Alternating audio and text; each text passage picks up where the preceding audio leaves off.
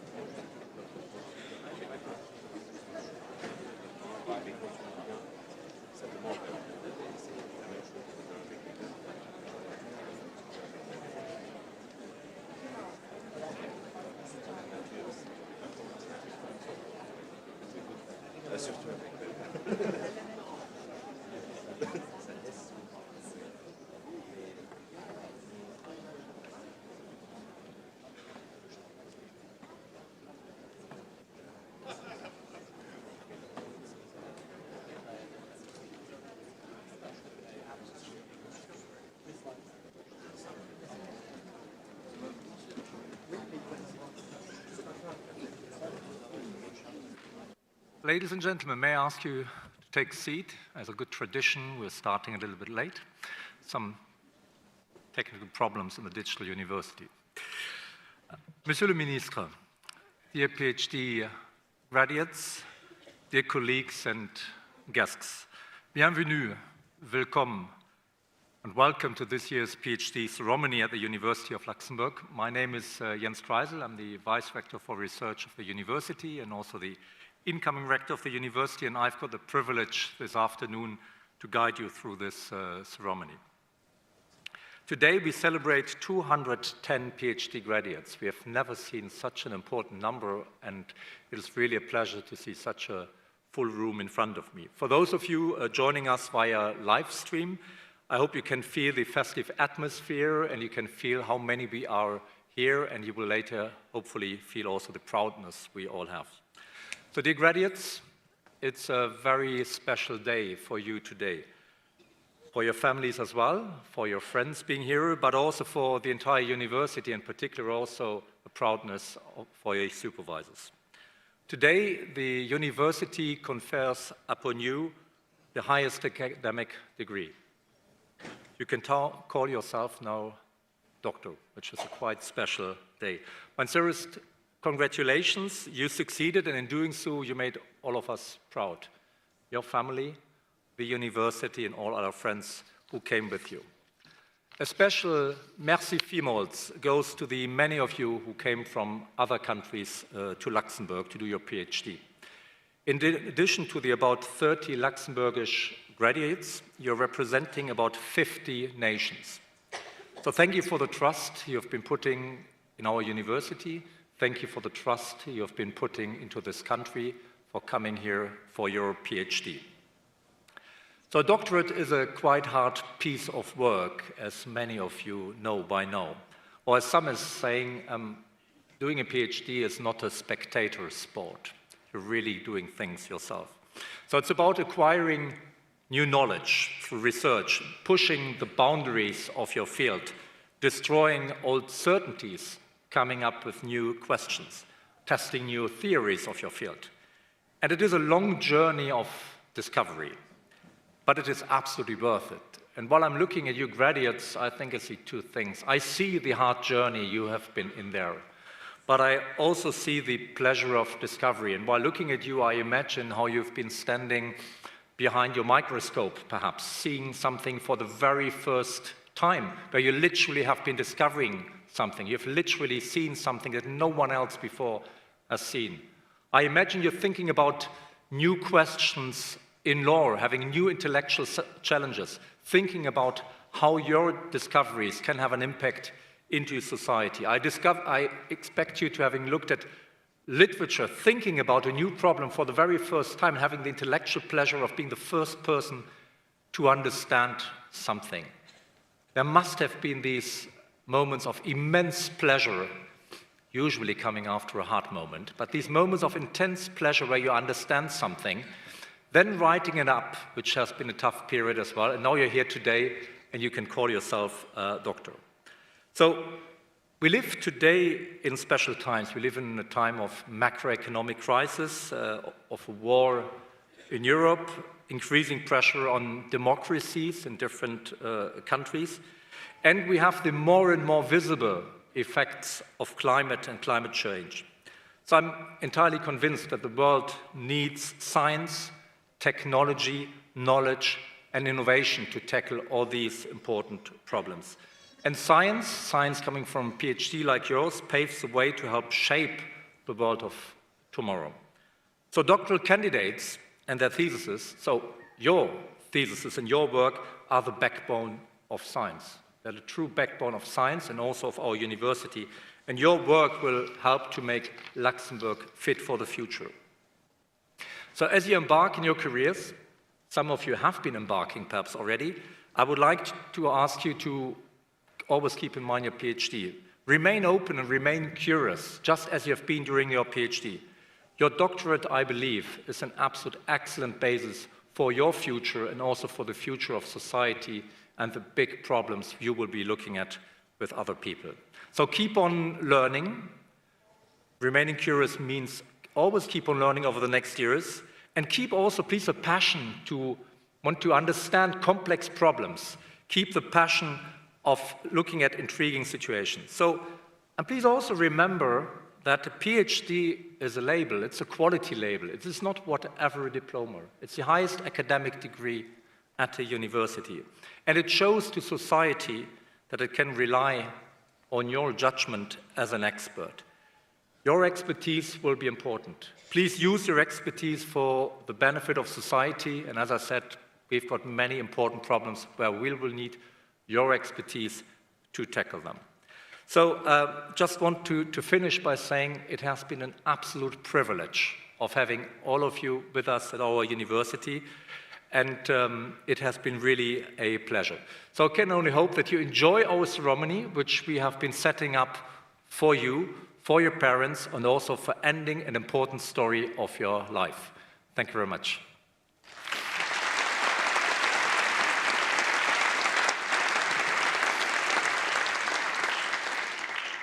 So now we've got a special moment. You will have in front of you two rectors, an outgoing rector and an incoming rector. So it's a pleasure to have Stefan Pallage with us, whom we've just been saying goodbye this morning. It is literally his last working day, but he insisted in being here and speaking to you.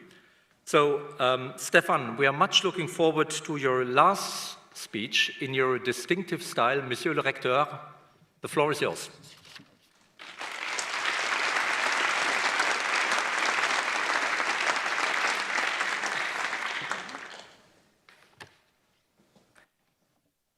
I will try to be multilingual.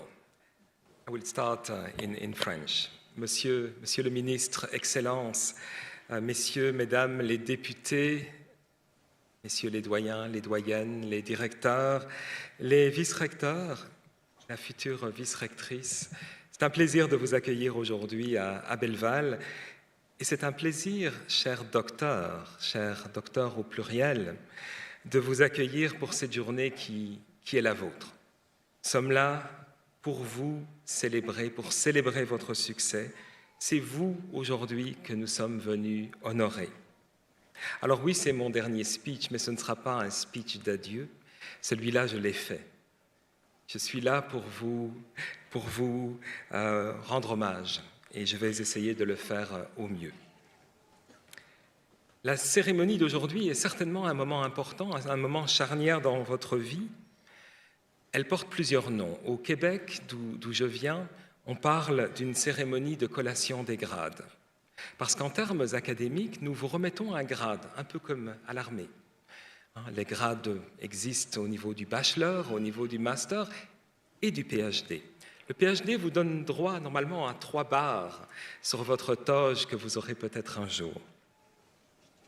Les Américains, eux, parlent du commencement, une cérémonie qui porte ce nom pour une très bonne raison. Ce n'est la fin de rien, c'est le début de tout.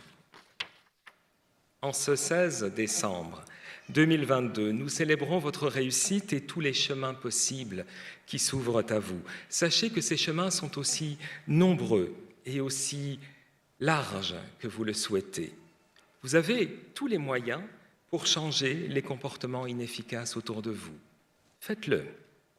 Vous avez les outils pour inventer un monde meilleur. Faites-le.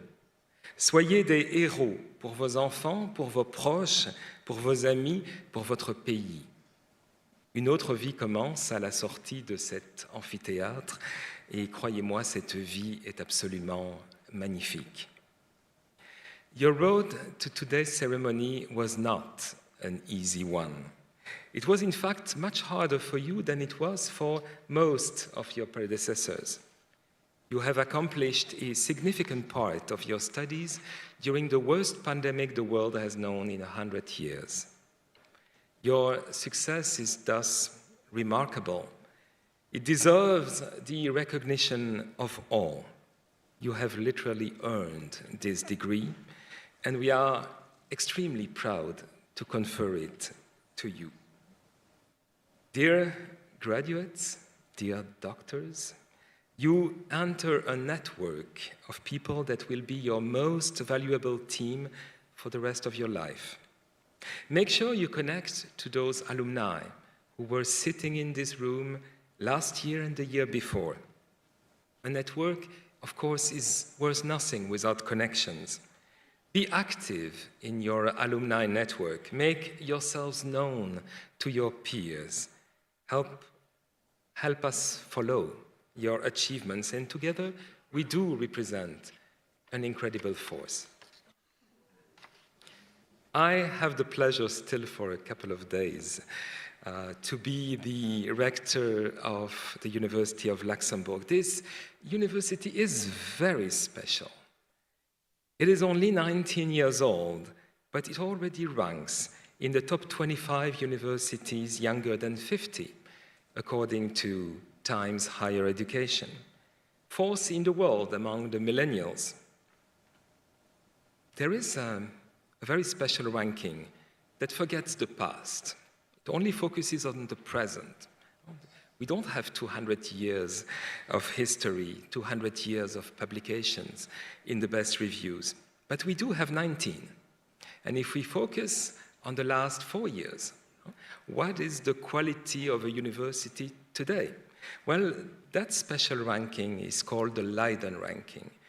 It measures quality of an institution today as the proportion of articles that we publish as a university that are in the top 1% most cited in every discipline. Well, in that ranking, the University of Luxembourg has place 54 in the world, well before McGill, Toronto, La Sorbonne, the University of Zurich, or even the University of Lausanne, Leuven, Amsterdam, and many, many other very famous universities. In that very ranking, we are number 16 in Europe. Cette université est aussi spéciale parce que c'est votre université. Vous serez désormais partout et chaque jour de votre vie tatoué de ce rouge et de ce bleu qui constituent nos couleurs. Vous serez nos plus précieux ambassadeurs. J'espère que vous serez toujours fiers de l'Université du Luxembourg comme l'Université du Luxembourg aujourd'hui est fière de vous. Chers diplômés, c'est un honneur pour moi de m'adresser à vous. Je suis personnellement très fier de ce que vous avez accompli sur le chemin de cette graduation.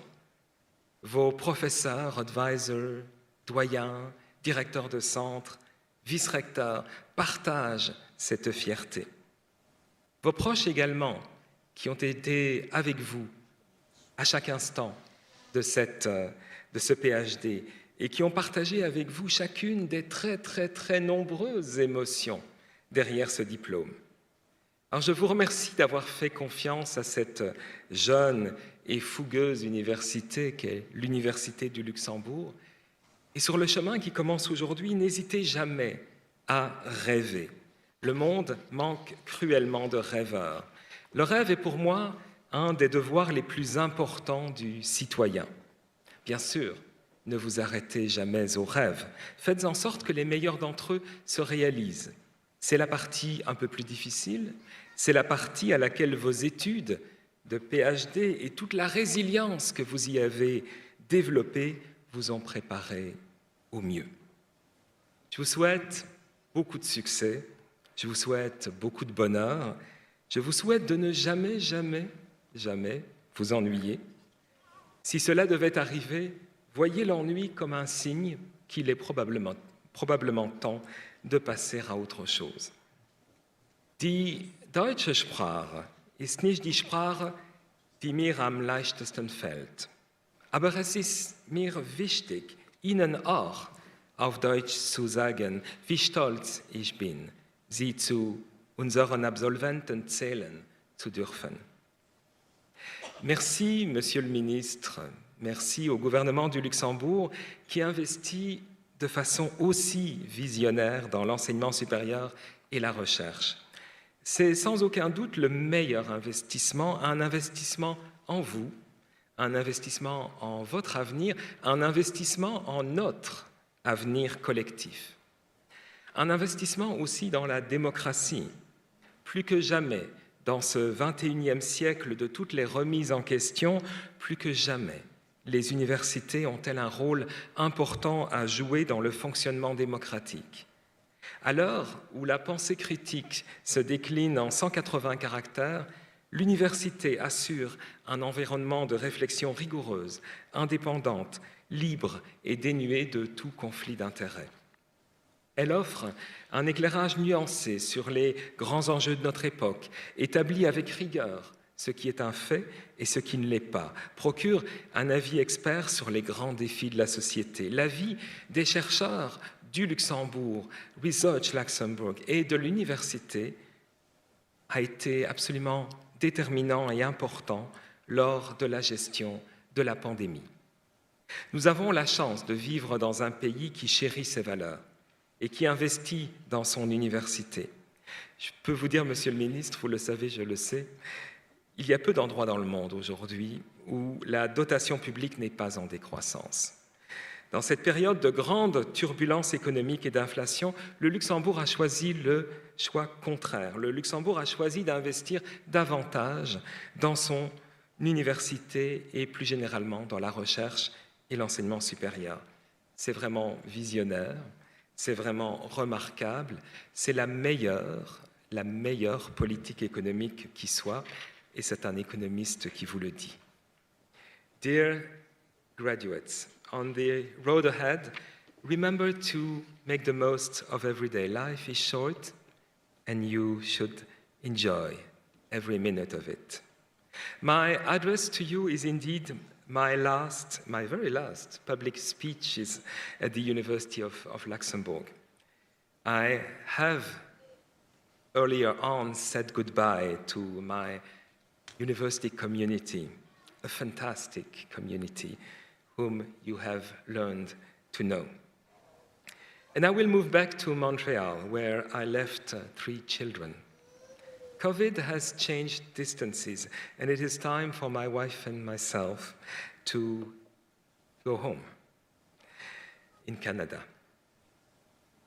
I want to thank you for choosing our university instead of Zurich, Leuven, Amsterdam, or even Paris. We appreciate your confidence, and I personally enjoyed every minute of being your rector. Très cher diplômé, je vais conclure ce discours par le seul mot qui convienne. Bravo.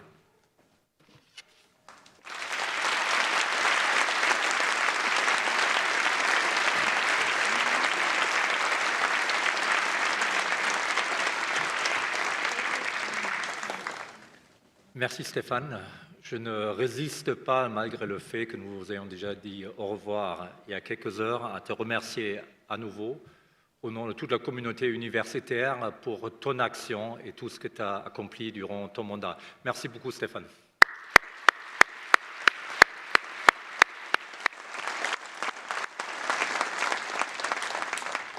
J'ai maintenant le plaisir de passer la parole au ministre de l'Enseignement supérieur et de la Recherche, Claude Maïch, pour un message de bienvenue. Monsieur le ministre, the floor is yours.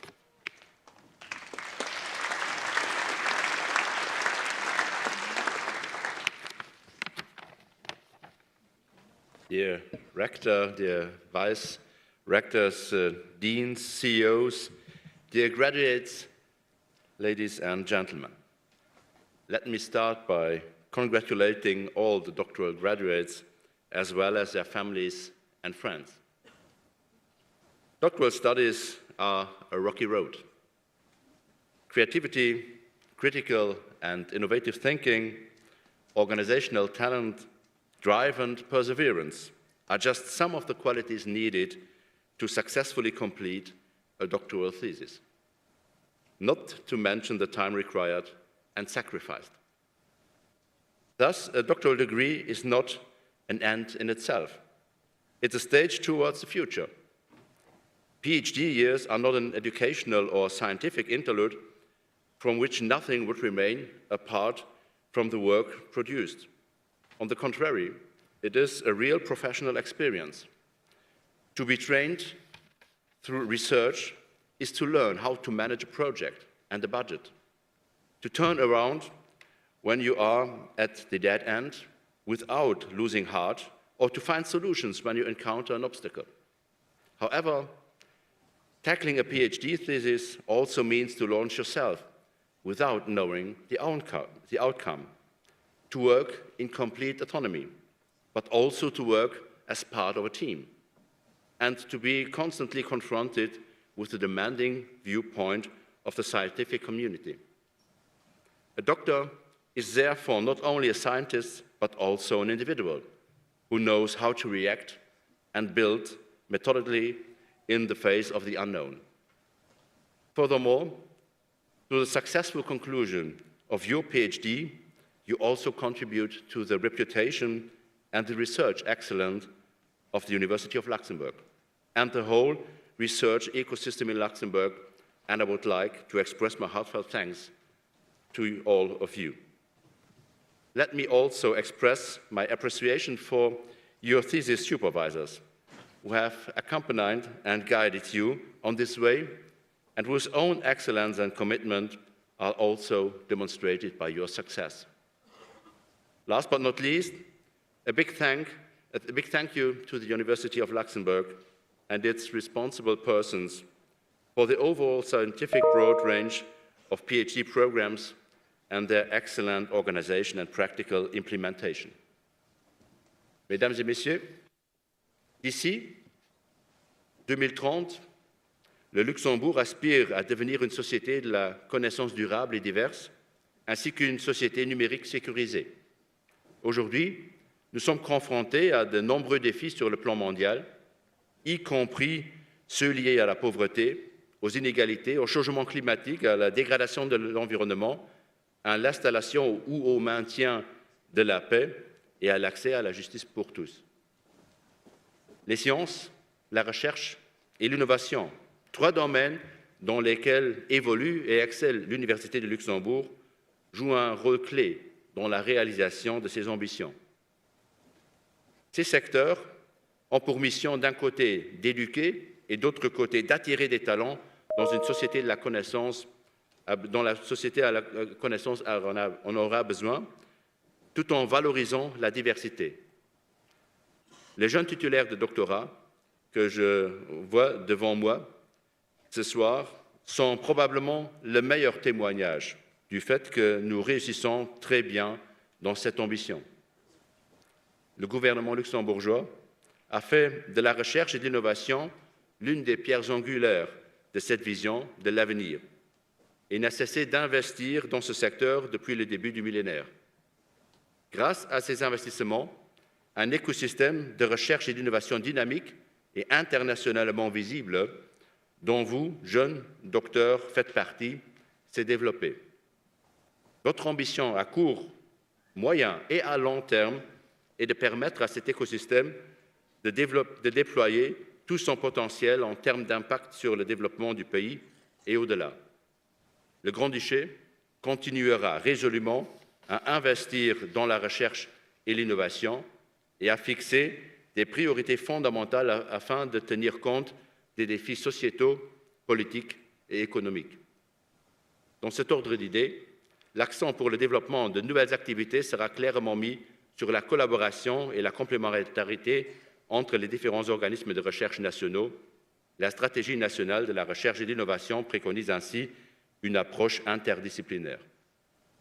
Dear graduates, you now join the ranks of honorable alumni. I wish you all the best in meeting the new challenges that lie ahead of you. Whether after this graduation ceremony you continue your academic career or start your professional life outside of academia, whether here in Luxembourg or elsewhere, I wish you the best. Thank you for your attention. Thank you.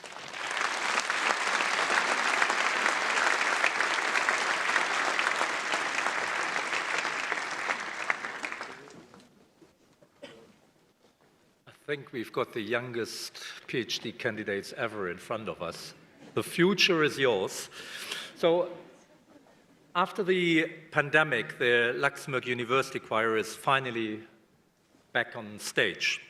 The choir is composed of students, of alumni, of faculty members of the university, and also of external singers who all share one passion, the passion for music. Thank you for sharing your passion with us.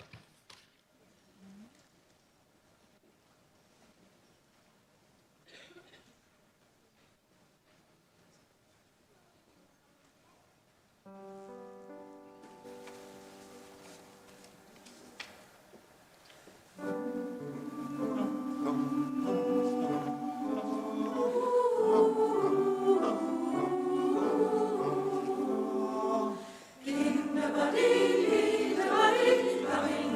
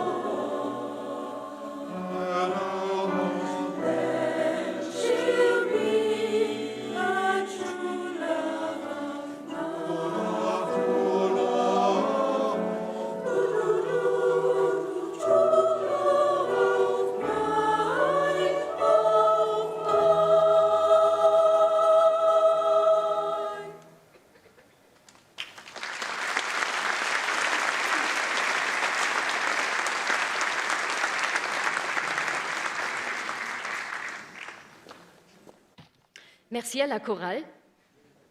The next item of the agenda brings us to the Excellent Thesis Awards. These awards are to acknowledge outstanding thesis projects which range among the best 10% of doctoral candidates in each doctoral program. So I'm pleased to ask now Georg Mein, replacing Till Dembeck, the head of the Doctoral School in Humanities and Social Sciences, and Jens Kreisel on stage, and we will start with the awardees from this school. So I also want to ask the awardees, Nathalie Entringer, Flor Anna Kuhlmann, and Sabrina Sattler on stage, please.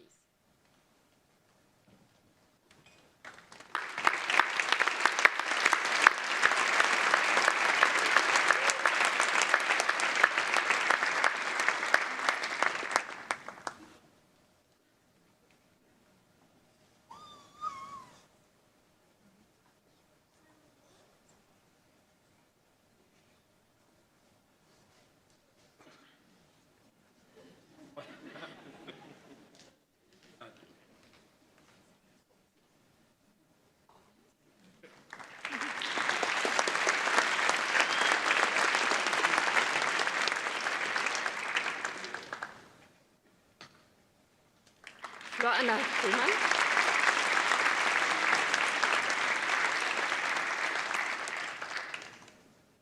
And Sabrina Sattler.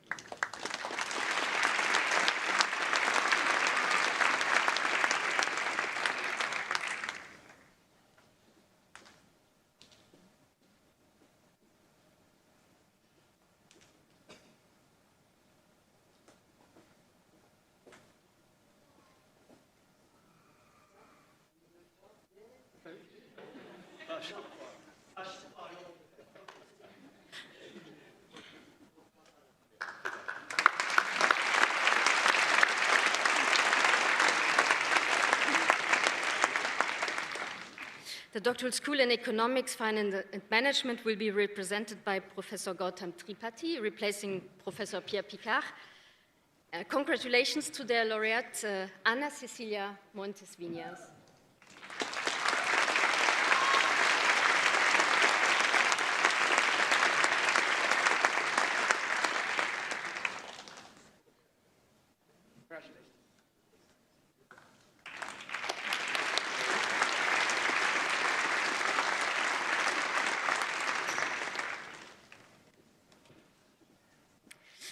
The Doctoral School in Law will be represented by the head, Joanna Mendes.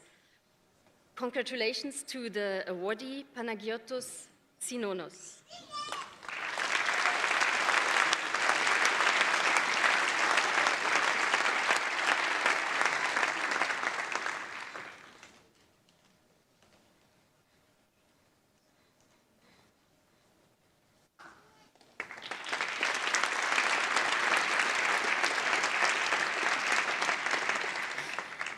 And now Professor Stephanie Kreis, head of the Doctoral School in Science and Engineering, and the laureates will join us. There are many, so please come to the stage.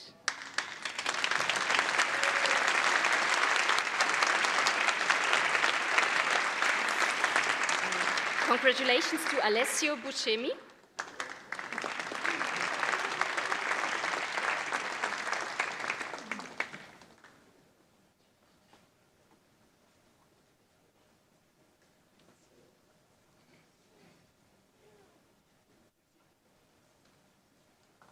Laura Denise.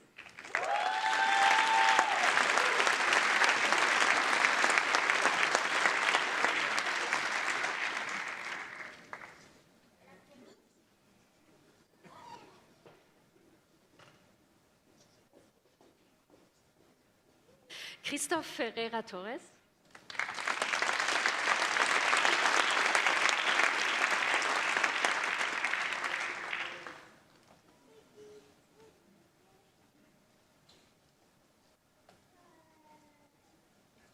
Sala is not here. Arnaud Mazier.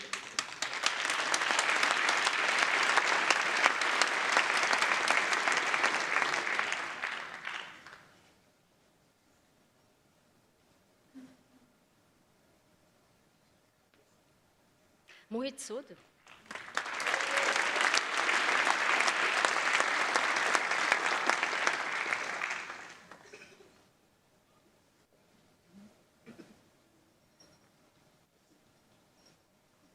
Alva Torello Massana.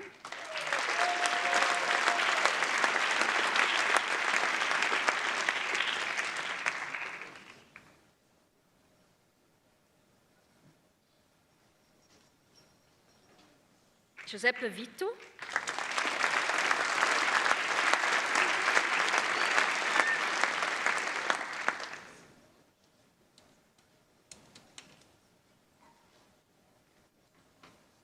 And Christina Zugschwert.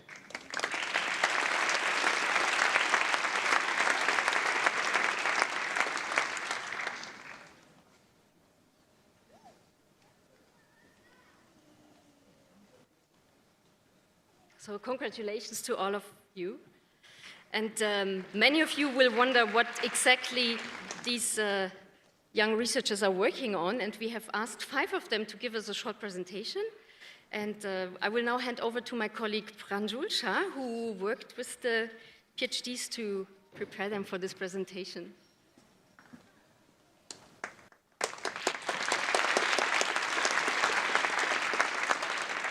Thank you, Jens, Anya, and Philip, on putting me on this task.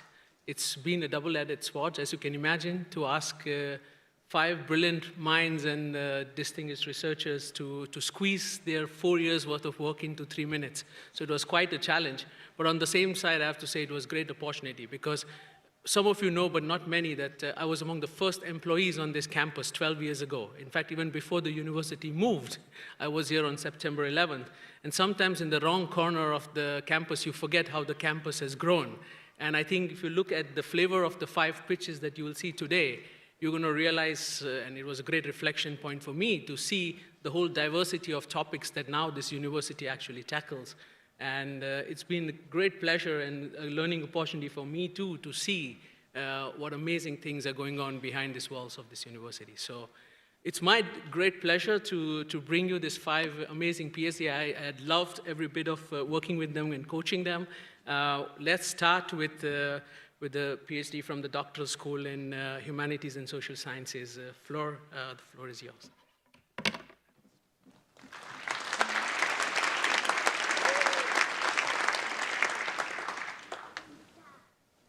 Well, thank you very much. I'm really happy to receive this award, and I would like to especially thank my supervisors, Martin Uhrmacher and Andrea Winsfeld. So my PhD research was on the topic of 17th century Kunstkammer paintings, mainly in Antwerp and Brussels, and also known as pictures of galleries or pictures of collections. So what does it look like? We don't have, I was really hoping to show you one.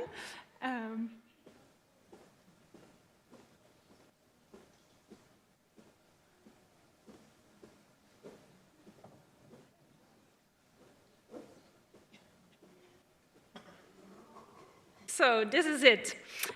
We see here one of these beautiful examples of a Kunstkammer painting in which there's a huge collection on display. So I would just like to give you a moment to really look at it and try to find some favorite object, something you like, or guess which one is mine.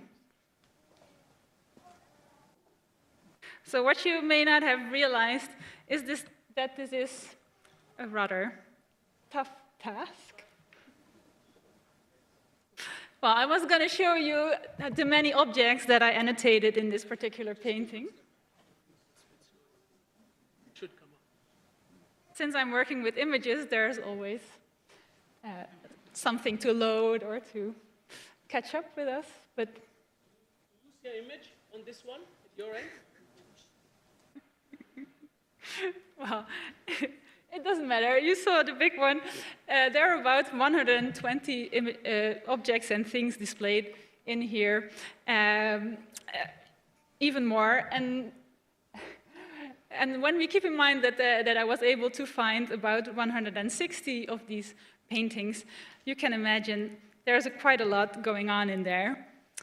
Now, my particular object that I like the most in this one is hidden away in the corner over there. It's called a bird of paradise, and it has a fascinating story. In the early 16th century, these kind of birds came to Europe for the very first time overseas, and they were known here as bird of paradise without feet, because since they had to be prepared to survive this trip, their feet were removed. And this sparked the imagination of everybody that encountered them here, because without their feet, it was thought they were unable to land, and thus in never-ending flight.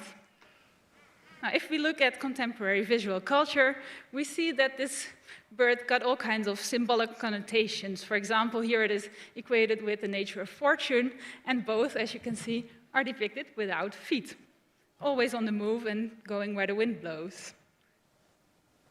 In a more realistic depiction, we see that the bird finally landed around 1615 on its feet in the Garden of Eden. So by then it was definitely known that these birds actually had feet, but the myth also persisted. So when we find such an object in a Kunstkammer painting, we may ask ourselves, in what capacity is it depicted? Because there are so many stories going on, and all coexist at the same time. And that these multiple interpretations were possible was already evident to 17th century beholders, as we see here in a very beautiful detail of another Kunstkammer painting. There is written on a piece of paper, ali et alia vident. In other words, others see it yet otherwise.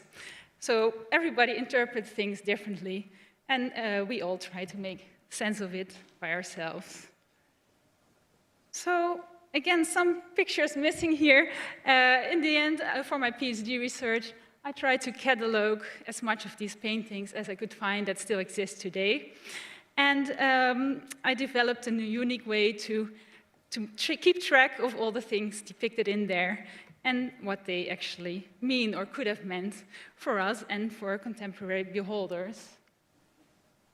And to wrap things up, I wanted to show you this print from around the same time that made a big impression on me.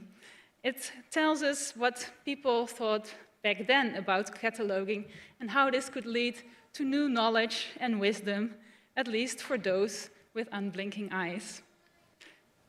So I hope this will inspire you to also look at art in a different way, with careful attention and with unblinking eyes. Thank you very much.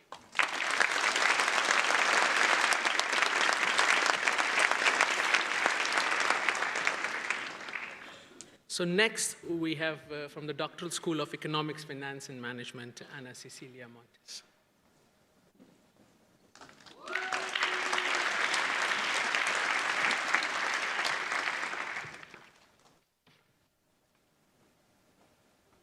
Good afternoon, Minister, professors, all the members of the University of Luxembourg, friends and family, gentlemen, everyone.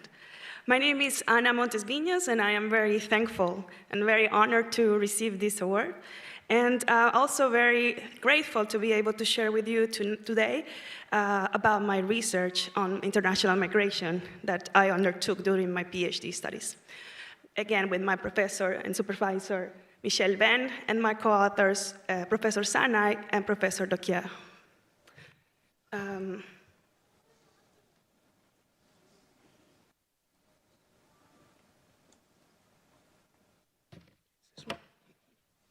Thank you.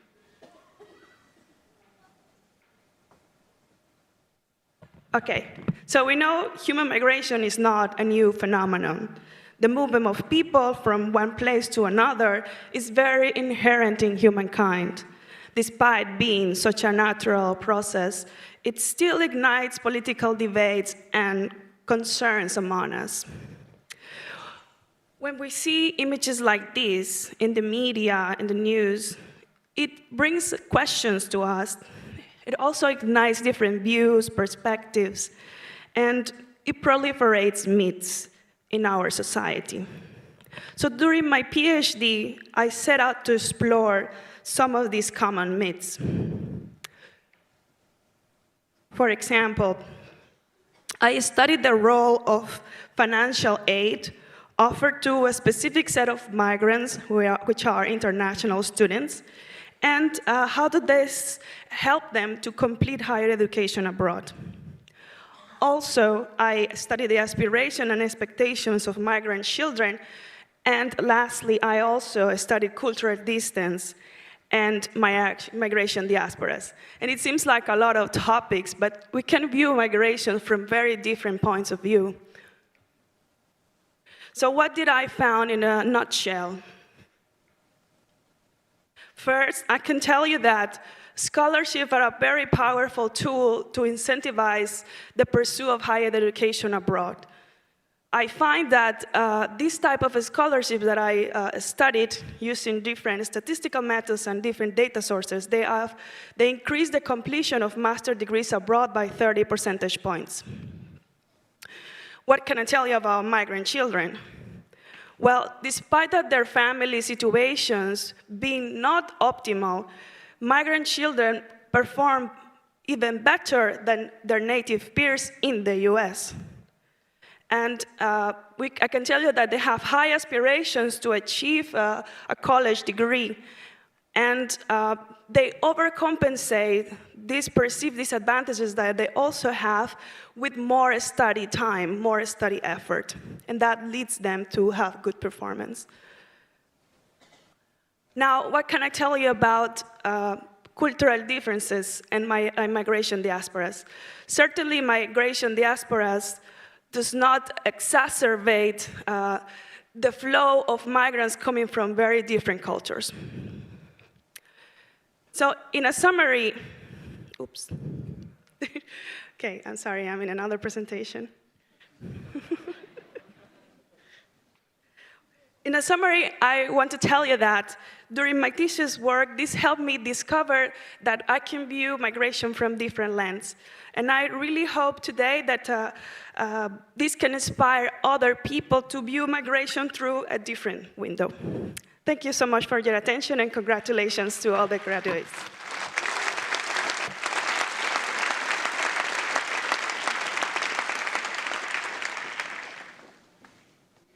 Next, we have from the doctoral school in law, Panagiotis Zinonis.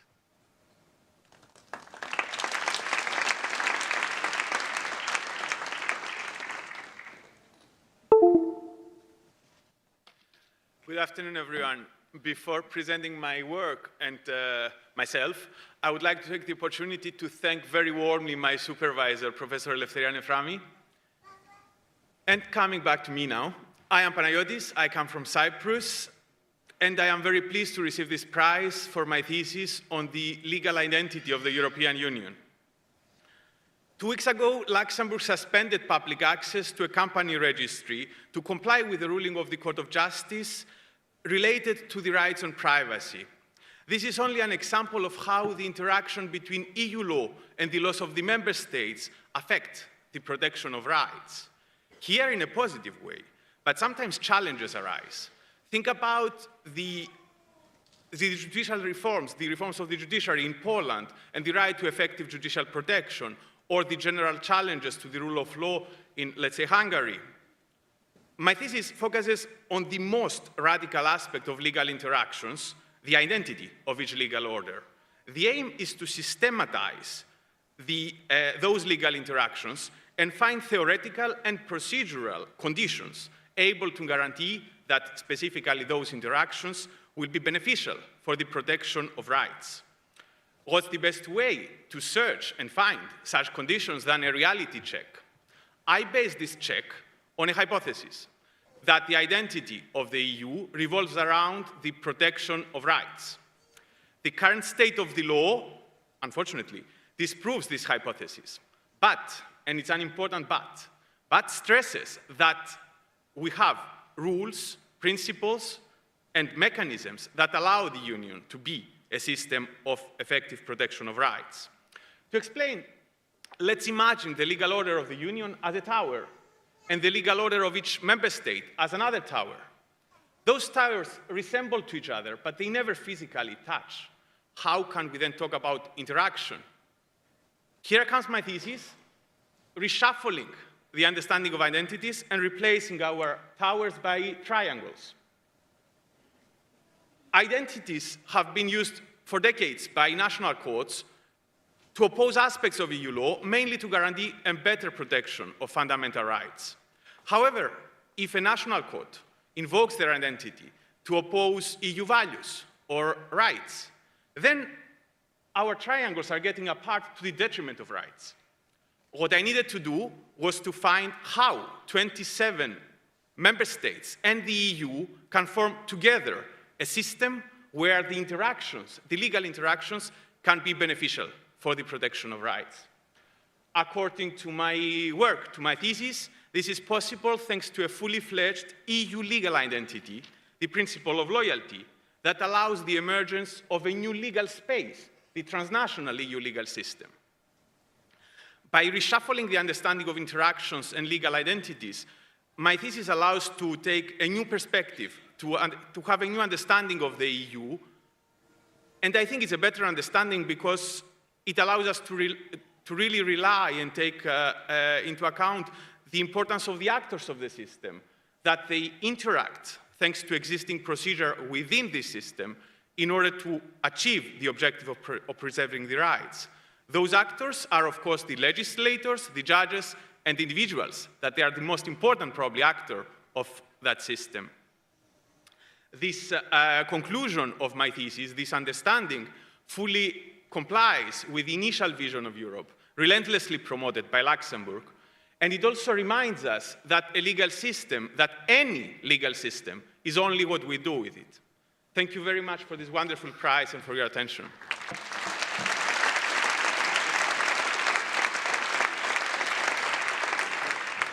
From the Doctoral School of Science and Engineering, we have Laura Denise.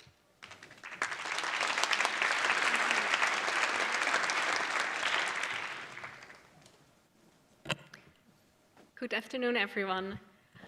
I'm very honored to be able to receive this award, and I want to thank the University of Luxembourg, as well as Professor Paul Wilmes, who has been my supervisor during the PhD.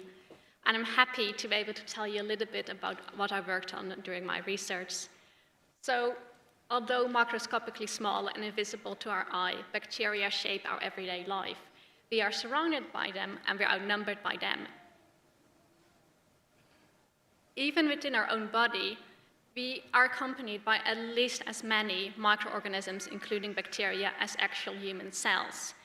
And while most of these bacteria are harmless or may even be beneficial to our health, others may be pathogenic and be able to cause infections and a disease, and even sometimes with deadly consequences. Now, we should just be able to use an antibiotics, to give an antibiotic and be able to treat this infection.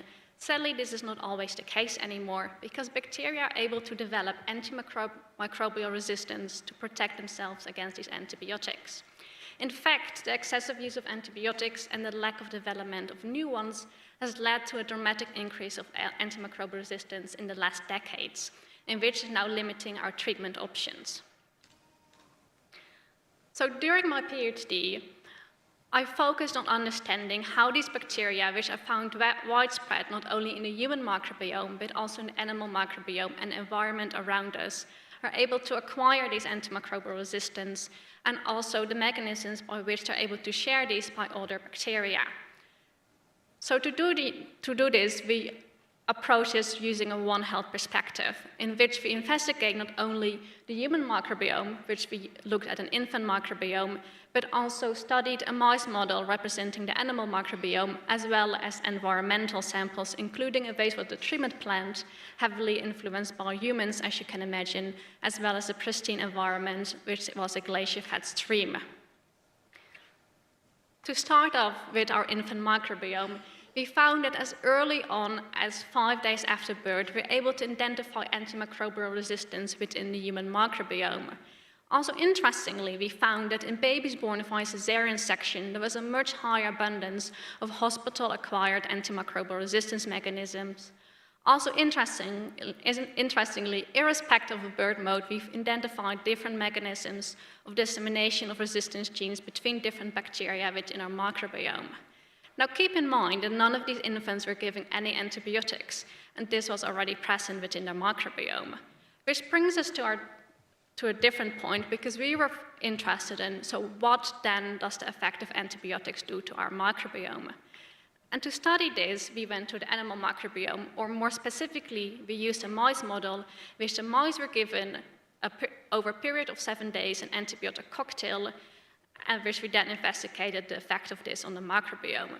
And what we found was that not only there was a significant increase of antimicrobial resistance within the microbiome, we also found that the microbiome was altered with an increase of opportunistic pathogenic bacteria, as well as we identified a genetic element called integrons, which were contributing heavily to the dissemination of this resistance within the microbiome. But these were an animal microbiome and a human microbiome, but antimicrobial resistance is also in the environment around us. So to study this further, we looked at the wastewater treatment plant, which is heavily impacted by humans, but we also looked at the glacier-fed stream, which is a very pristine environment with limited or non-impact of the human population. And what we found was that even without this interaction from humans, we could identify a high abundance of antimicrobial resistance within the bacteria living in this environment. But we also identified something called biosynthetic gene clusters, which encoded a secondary metabolite with an antibiotic function, a sort of natural antibiotic, so to say. So to summarize this, what we found was that already after birth, without any use of antibiotics, we could find a vast variety of antimicrobial resistance genes within the microbiome. But on top of this, we found, using our mice model, that the spread and rise of antimicrobial resistance was heavily accelerated using antibiotic treatment. But we also found that although this was the case, antimicrobial resistance is actually a very natural phenomenon, because these bacteria encode antimicrobial resistance to protect themselves against other bacteria, producing these secondary metabolites as a competitive advantage within an ecosystem. Now, I cannot end this presentation without mentioning the systems ecology group, without them, this research would not have been possible. And specifically, Paul Wilmers, who has been my supervisor during this period of time, and from which his support was essential for this research. Finally, from one thing comes another, and my journey with antimicrobial resistance is far from over, and I will be continuing my research in the effect of antibiotics and the resulting antimicrobial resistance to the human microbiome at the Stracey Lab in the University of Oxford. So again, thank you everyone, and thanks to the university and to Paul Wilmers.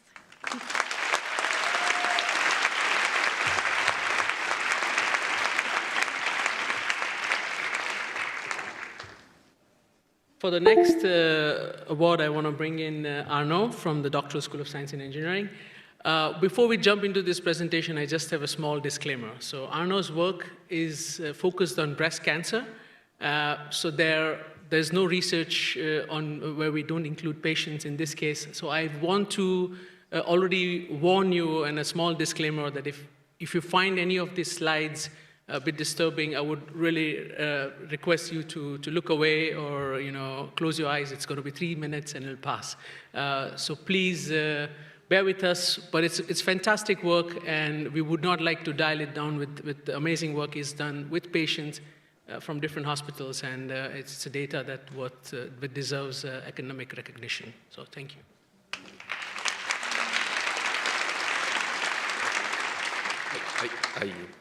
Hey. So first, thank you for this award, and I wish first to acknowledge my supervisor, Stefan Bodas, which really helped me through this journey. And I will try to pitch you in 3 minutes what I did during 4 years, so please bear with it. So basically, this title means that I will try to help surgeons to treat breast cancer. And the numbers are not really optimistic.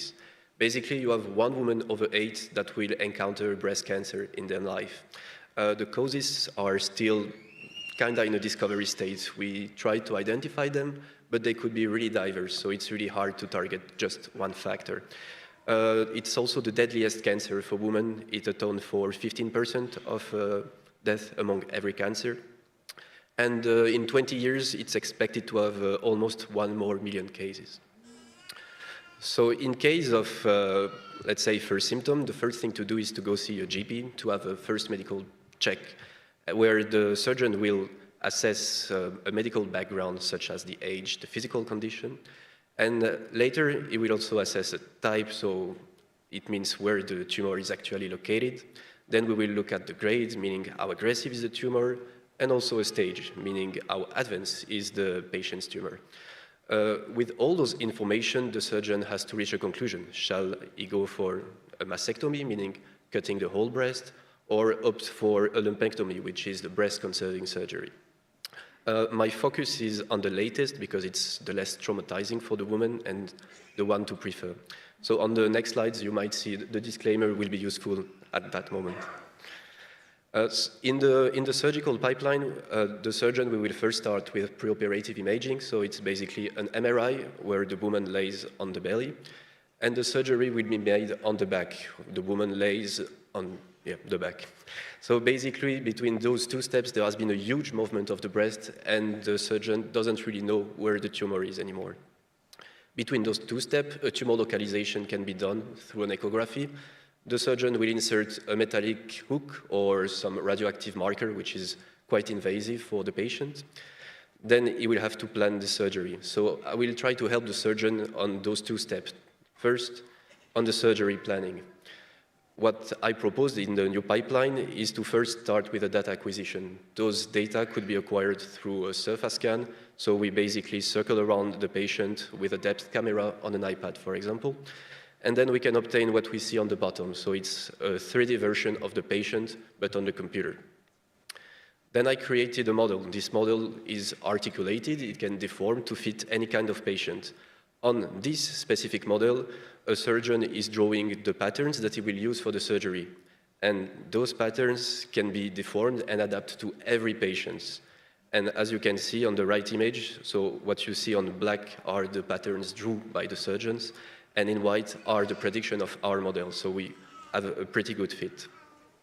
Then the second step was to help the surgeon for the tumor localization.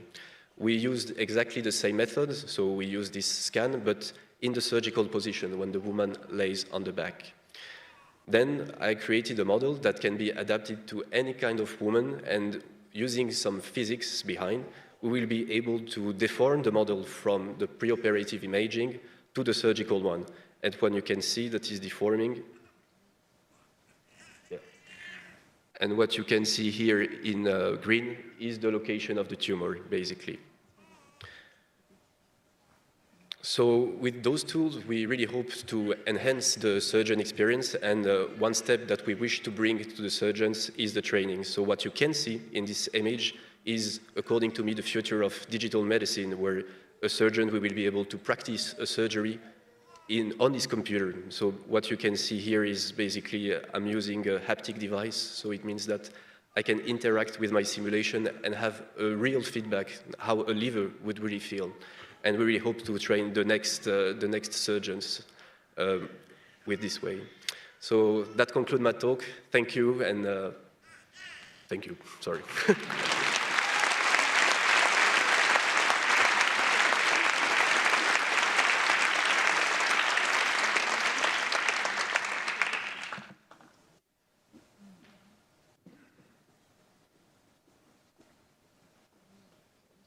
Yeah, thank you very much again. And again, from my personal side, also congratulations to all the PhD prize awardees.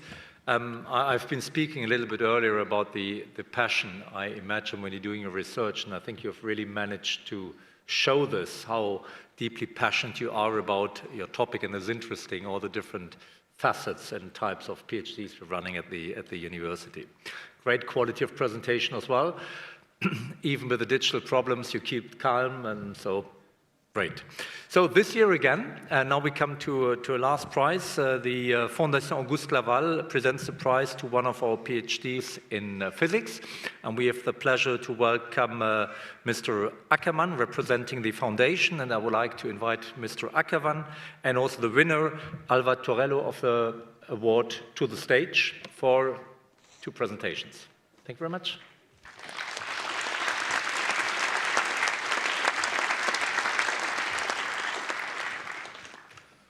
First of all, I want to tell you that I should not be standing here.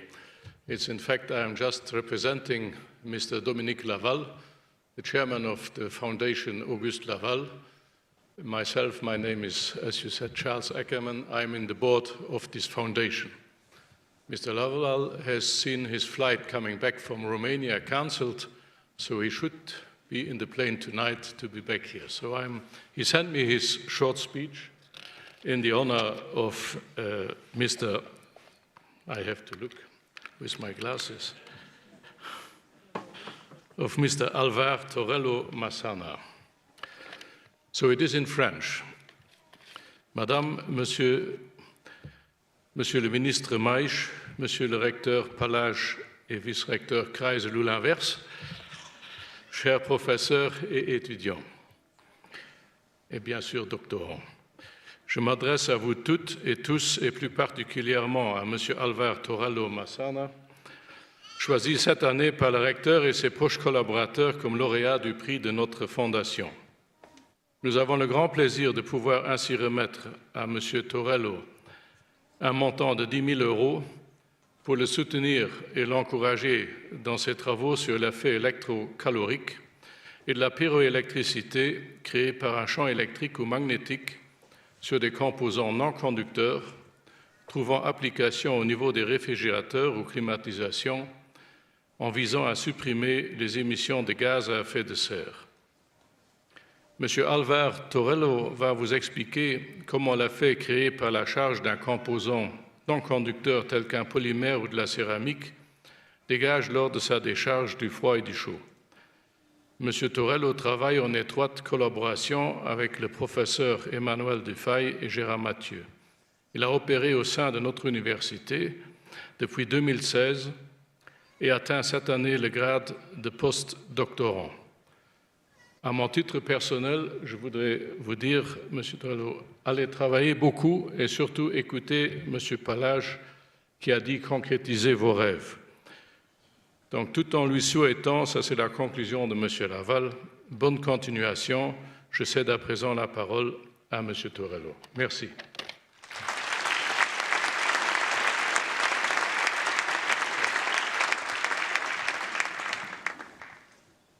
First of all, I would like to thank the Laval Foundation for this award.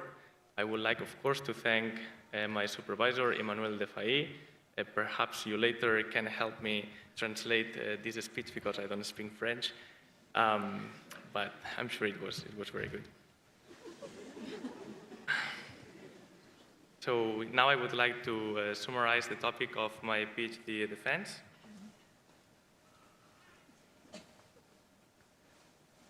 Oops, too fast.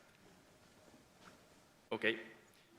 Our current cooling applications are based on the compression and expansion of greenhouse gas, very powerful, that when released to the atmosphere,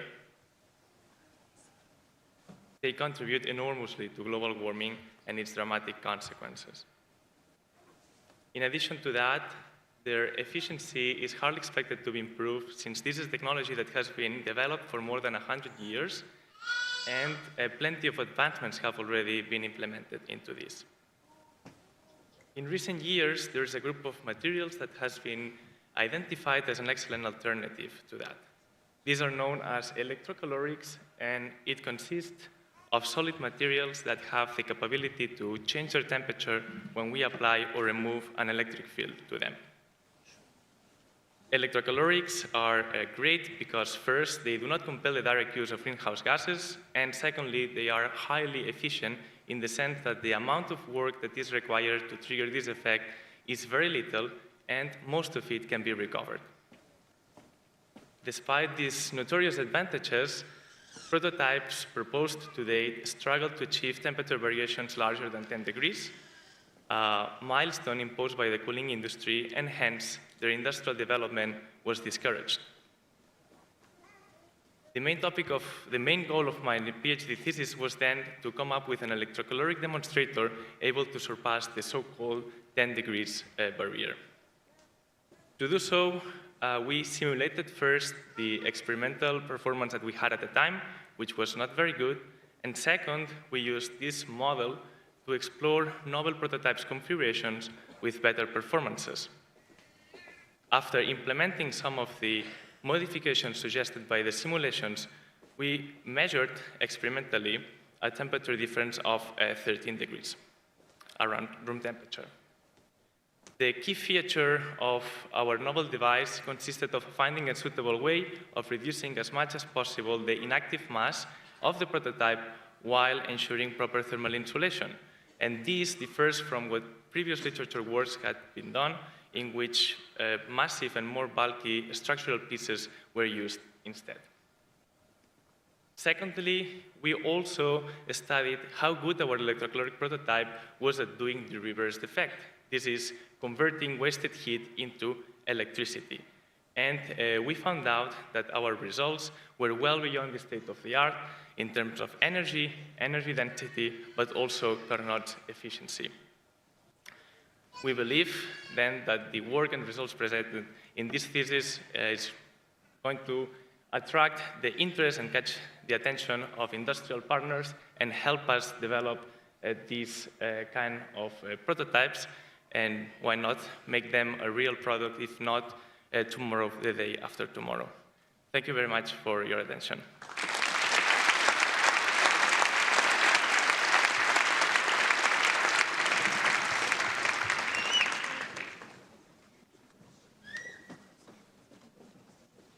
Yeah, thank you very much for this really excellent work. We have the pleasure of listening to the choir again, and I'm sure you will know and enjoy the next two songs performed by our choir. They are special songs. The first one is possibly still of making us dream. It's about New York. New York, New York, a town which has still a potential to make us dream, as our rector said. And the second one is, perhaps being a little bit more crazy, is Singing in the Rain. Thank you very much.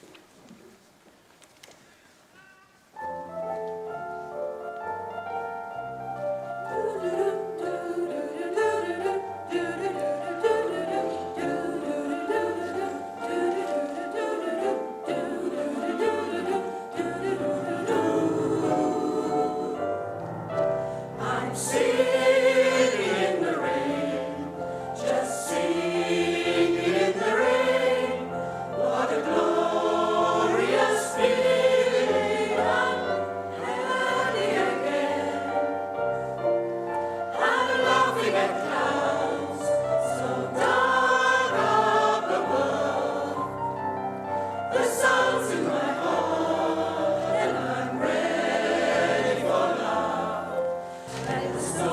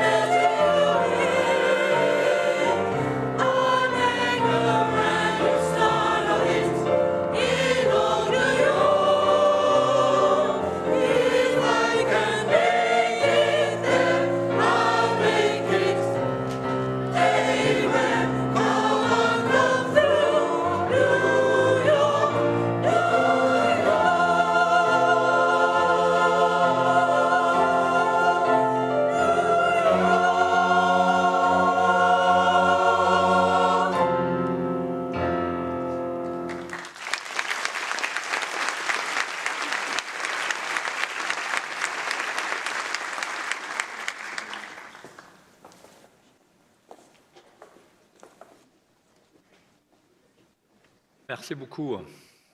So we now come to the key point of the afternoon, which is the conferment of diplomas, and I would like to invite Ms. Anja Lenninger to the floor. She is the team leader of the Office for Doctoral Education, and she will guide us through the diploma ceremony.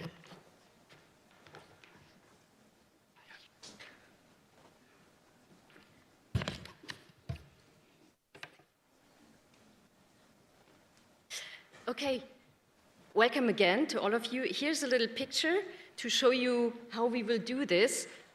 First of all, we will call a group. For example, the first group will be the FSTM, and you then go here on the blue carpet.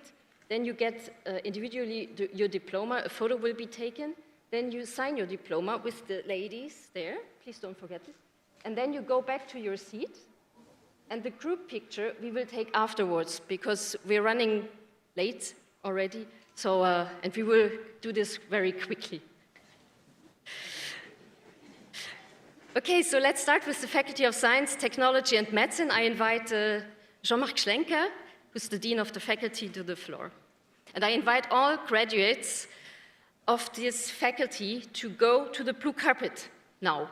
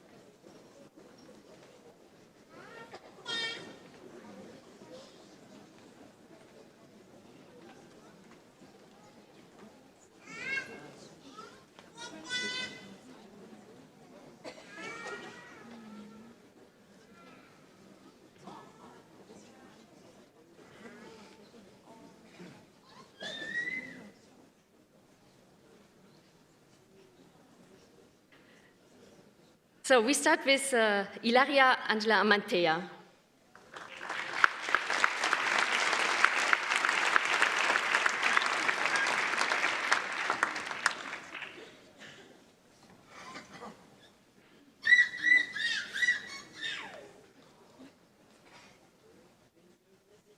Marti Amne Elai. Ali Arababadi.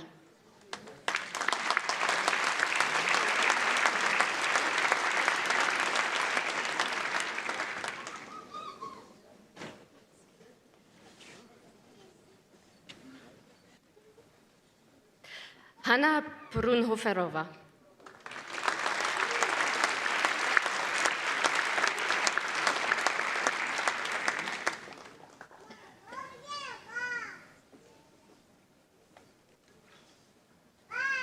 Alessio Buscemi.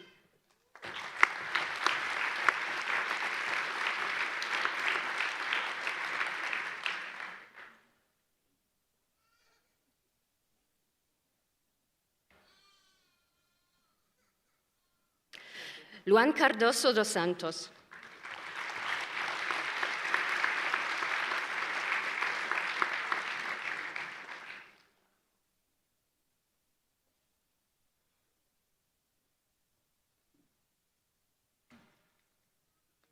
Lara Do.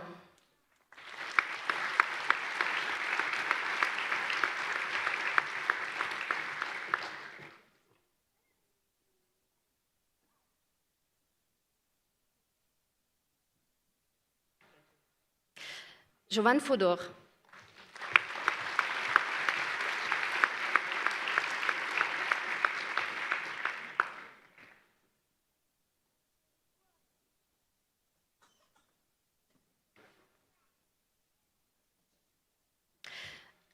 Abir Galala.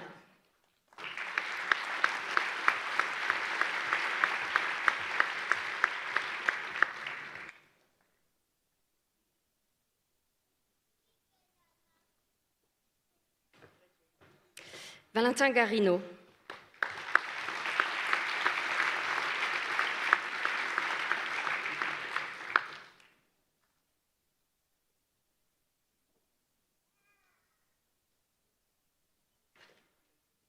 Marius Gavril.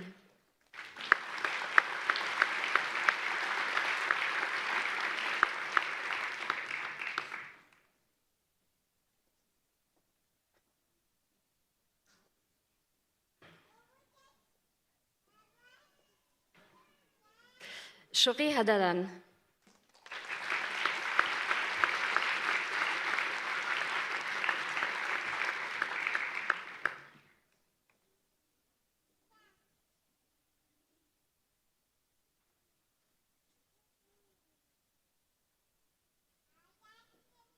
Benjamin Jaitsch.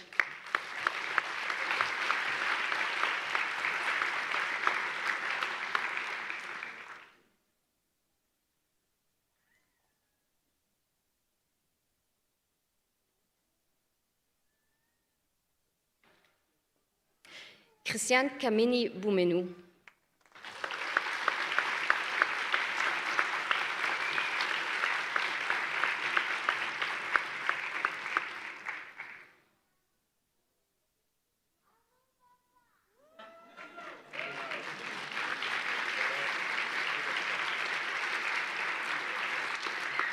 Ekaterina Kamlovskaya.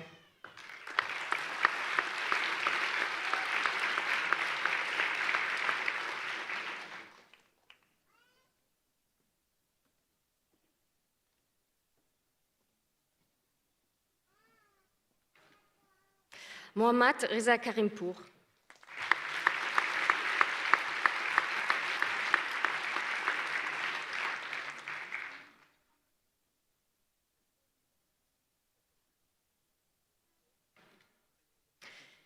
Srikola.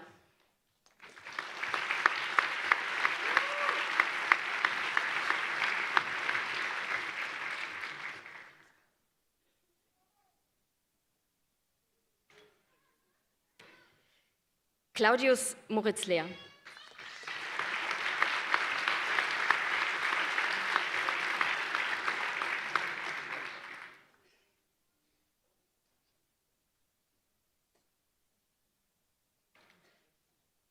Davide Liga.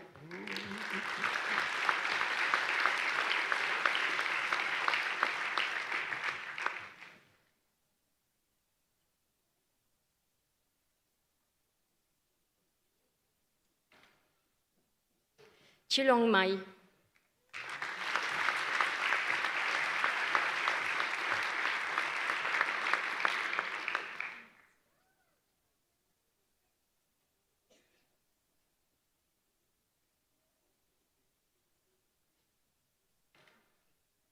Artem Malieyev.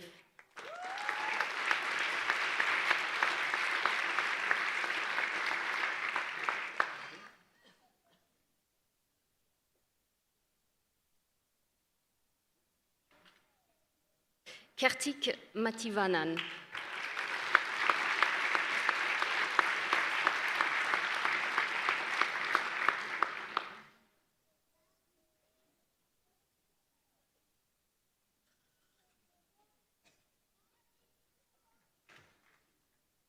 Arnaud Mazier.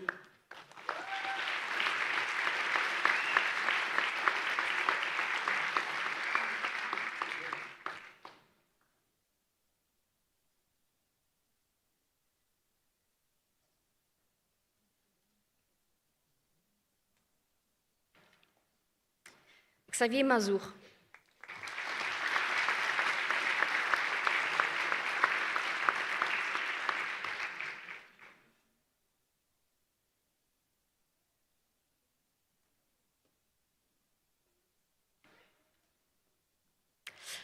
Natago Moj.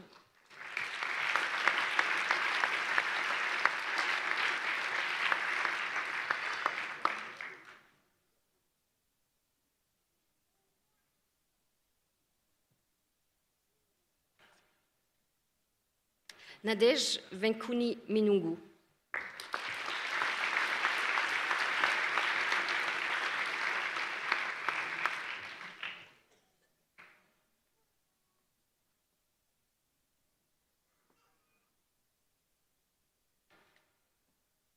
Gwendolina Palmirotta.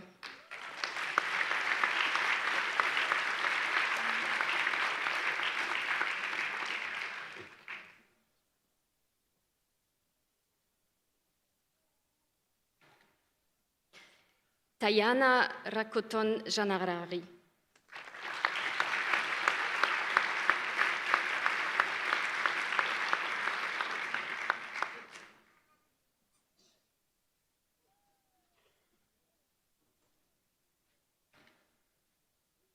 Amatrida.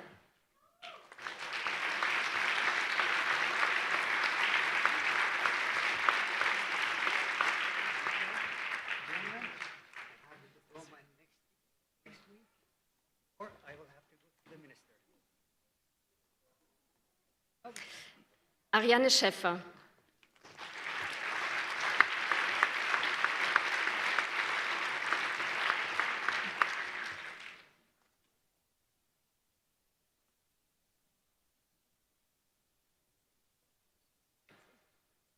Pietro Scoba.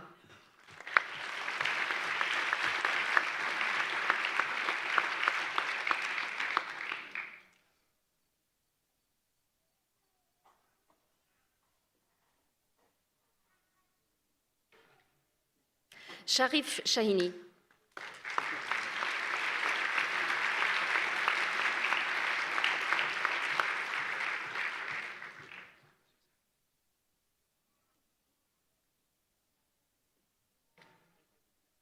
Mohit Sod.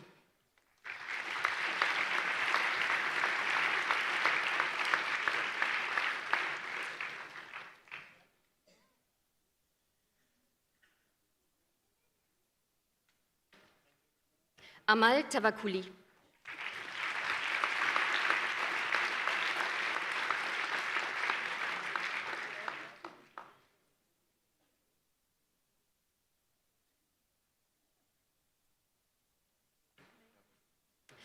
Kashatur Torchian.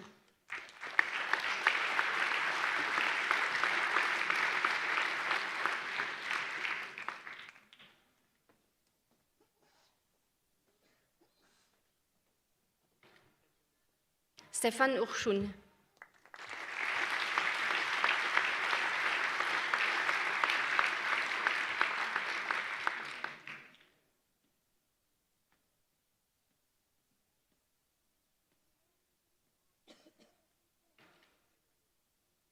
Marie-Louise Ouvizeye.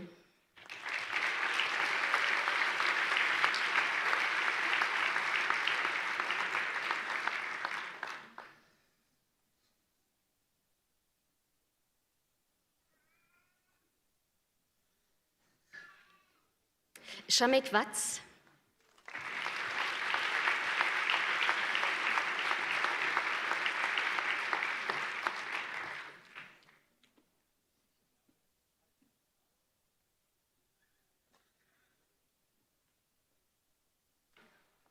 And Christina Zugschwert.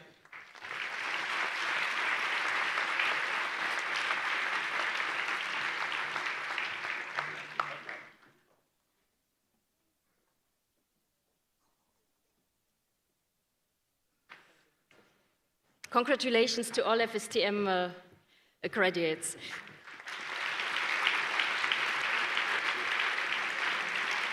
So we continue with the credits from the list, and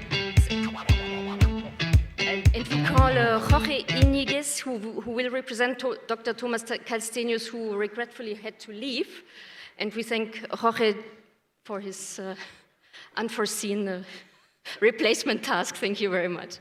And please, all the graduates from the list, please go to the blue carpet.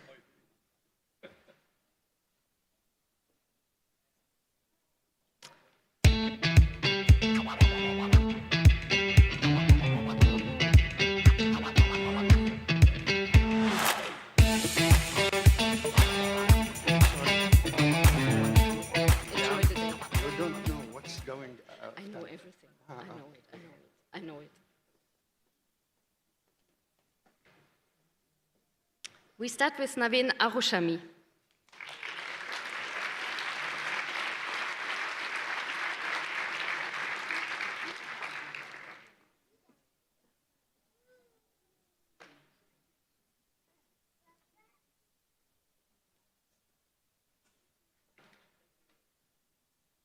Rutuya Dilip Buzari.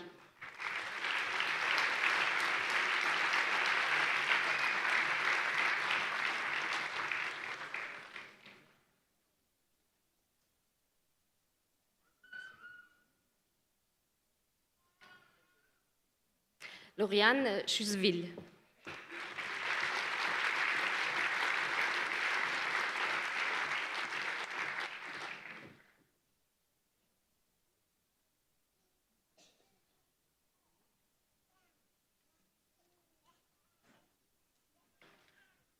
Sangita Dutta.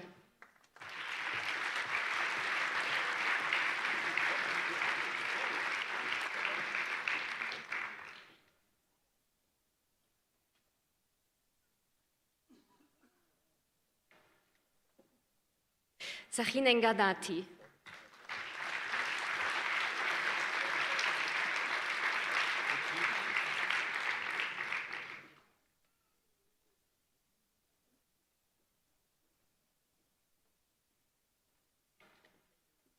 Maureen Feugerolles.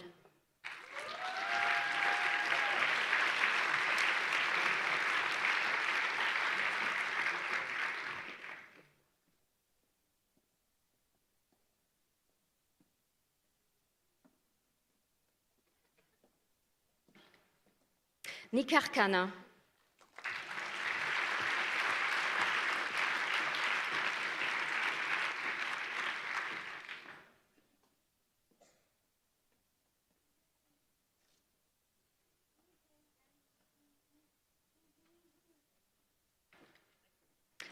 Edita Nimczyk.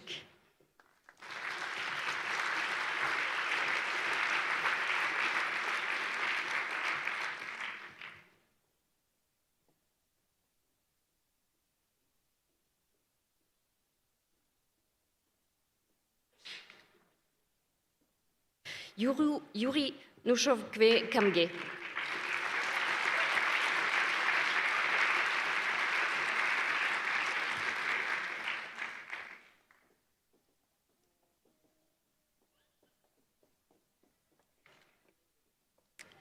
Hiron Patmanathan.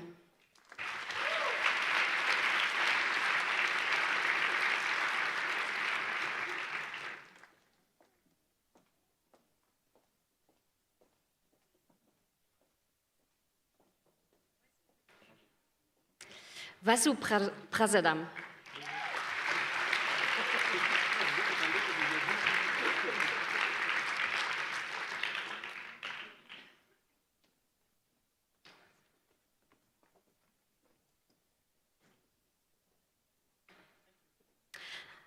And Alva Torello Massana.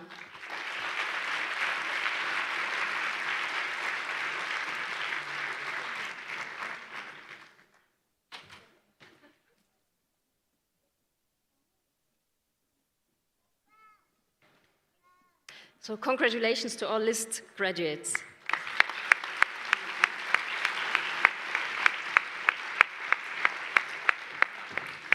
We continue with the doctoral candidates from the Luxembourg Institute of Health, with Dr. Frank Claude, and also with one graduate from the Laboratoire National de Santé, which we added into this group. So please, all LIH and LNS graduates, come to the blue carpet.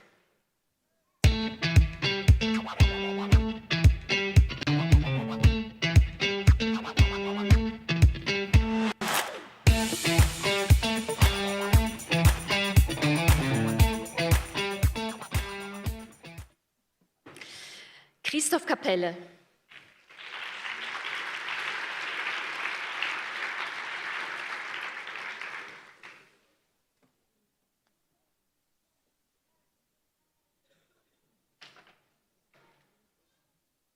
Alba Iglesias González.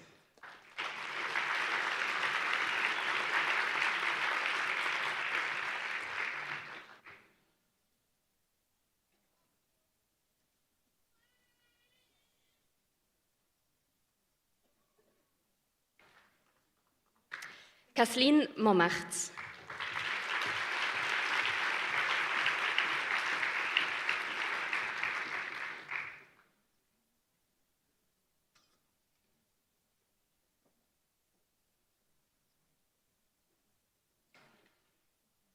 Rafaela Maria Schober.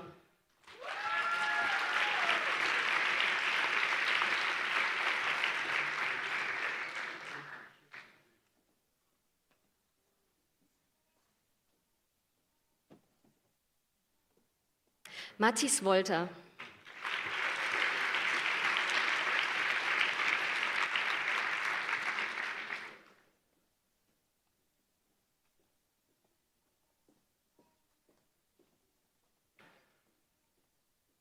Yahya Yabo.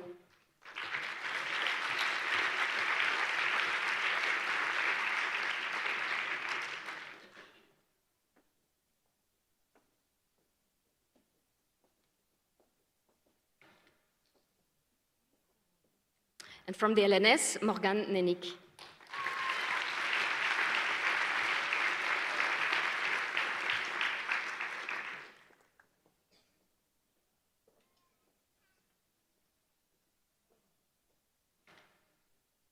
Congratulations.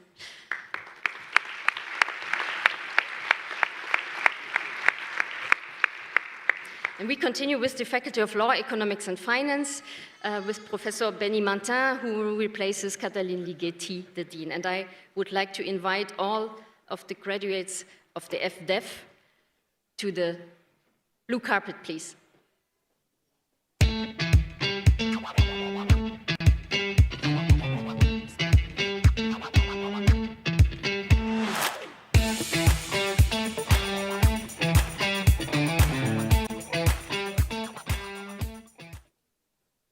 And we start with Ioannis Azimakopoulos. I'm sorry we don't have a slide, but you get your diploma.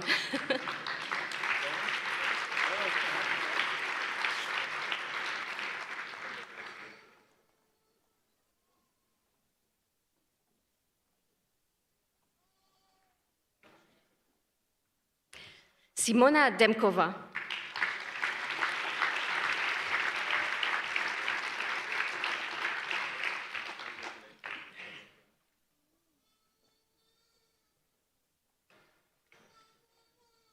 Sani Devi.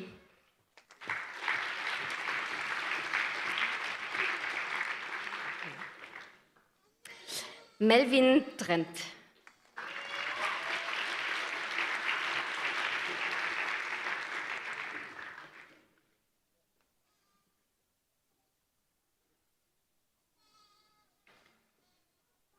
Nicolo Gentile.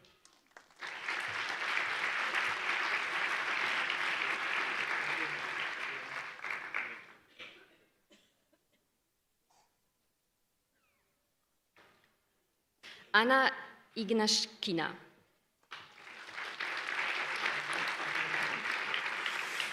Vladimir Levin.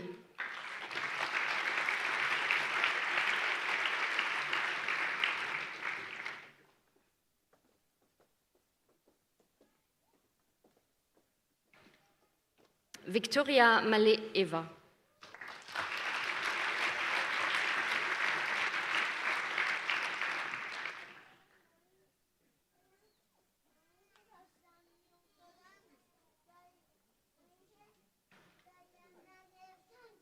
Ana Montes Viñas.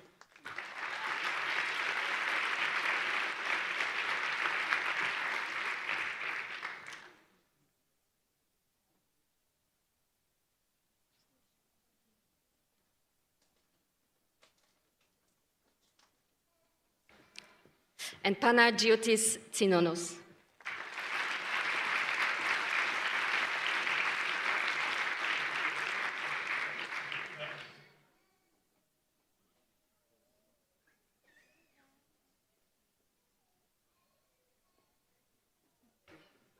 Congratulations.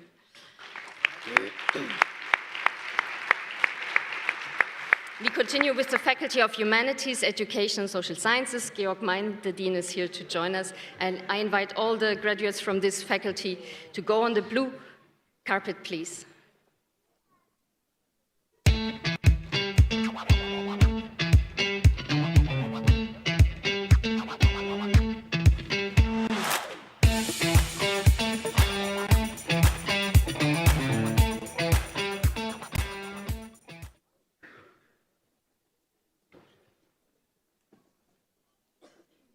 Diana Abri.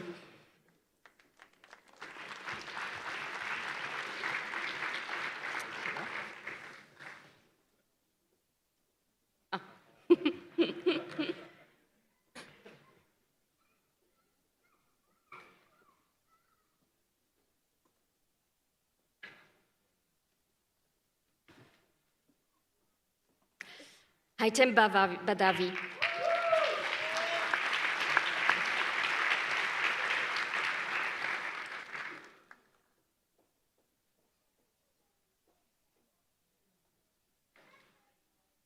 Julia Blanke.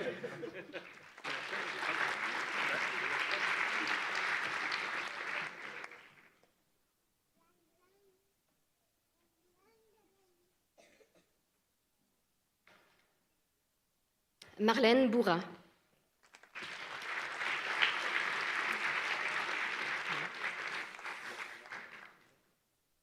Sébastien Commun.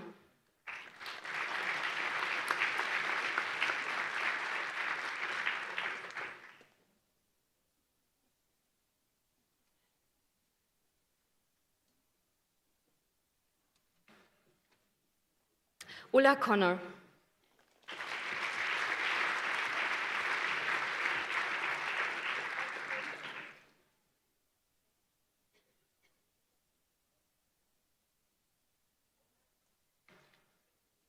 Marlene de Kramer.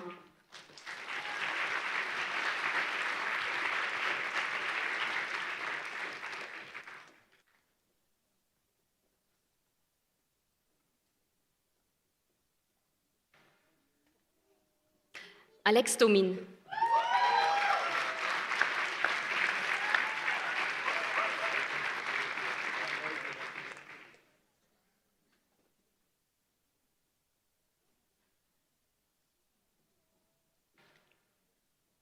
Oksana Domina.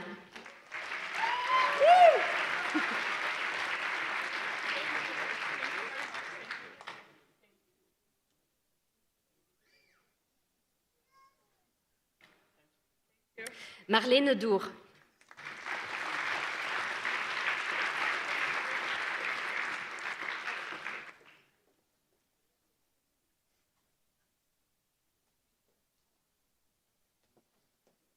Nathalie Entringer.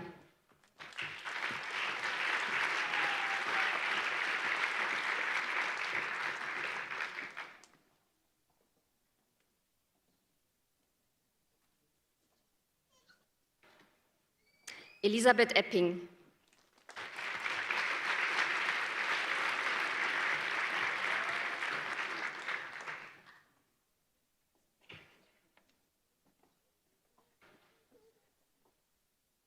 Katharina Gath.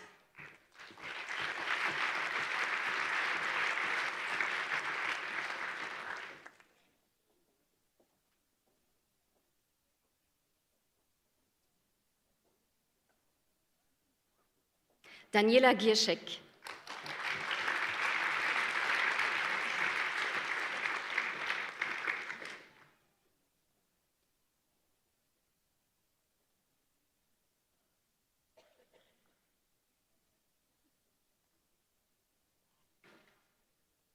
Raquel Gomez Bravo.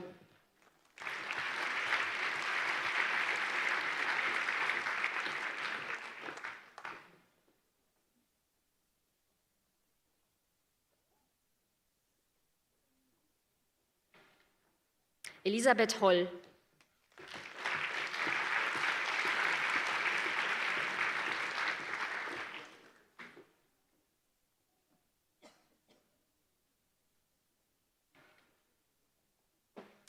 Fleur Anna Kuhlmann.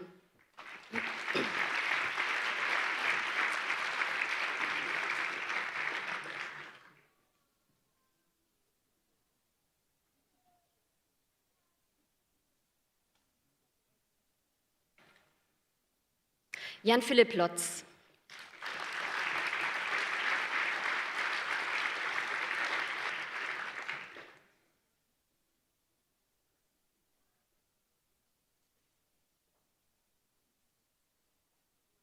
Frank Munom Mbong.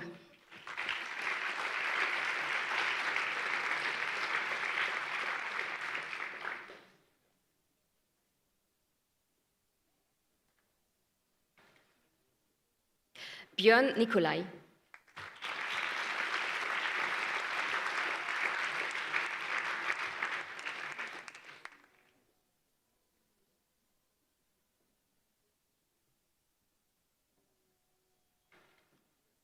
Melanie Nösen.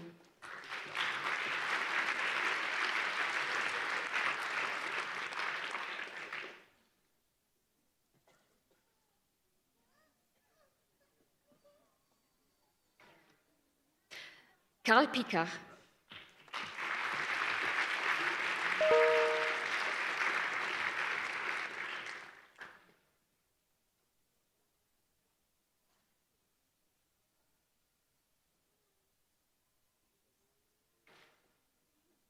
Björn Rohles.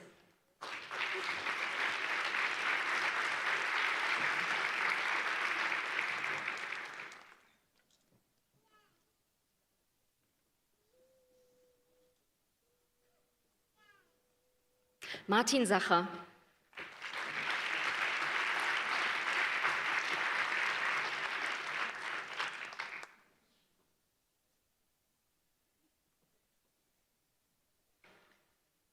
Maximilian Schiele.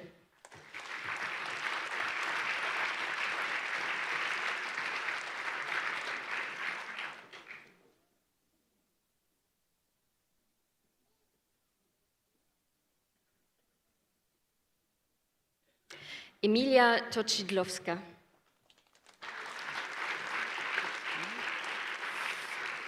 Daniel Valakameniquente.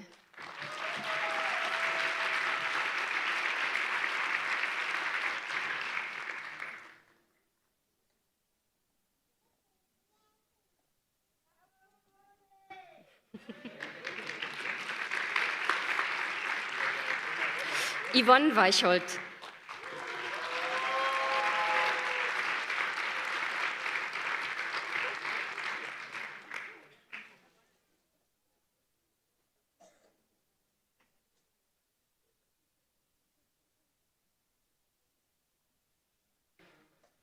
Congratulations.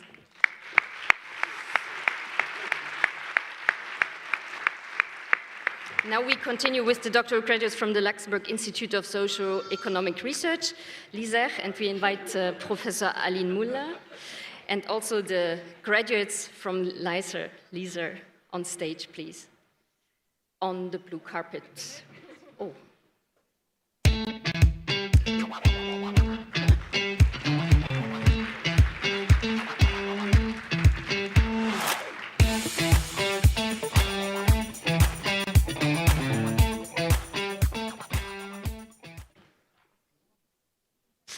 Paolo Balmas.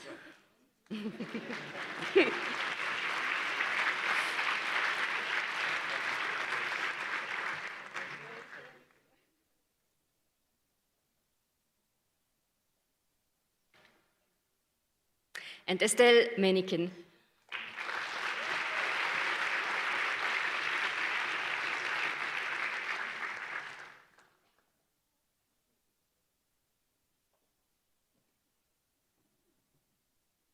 Congratulations.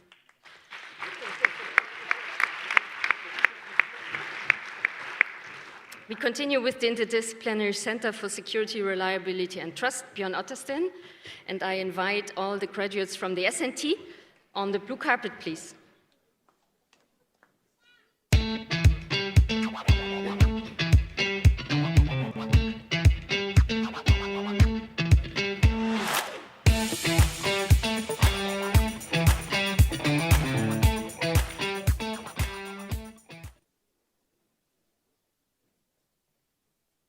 We start with Tulio Albuquerque Pascual.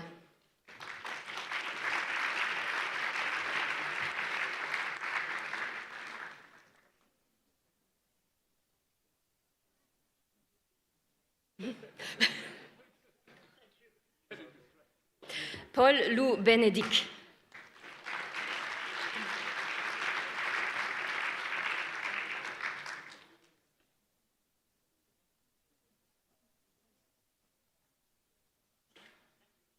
Claudio Cimmarelli.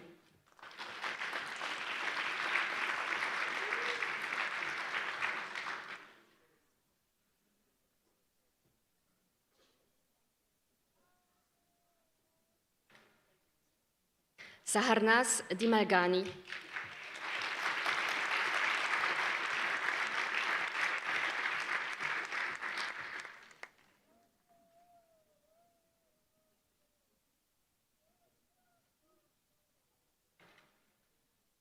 Saad Edzini.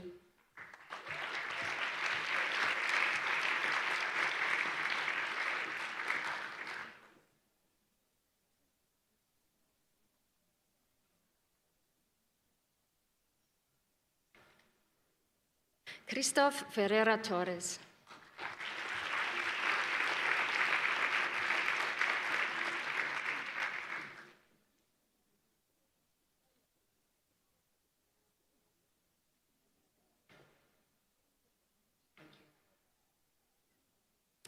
Salah is not here.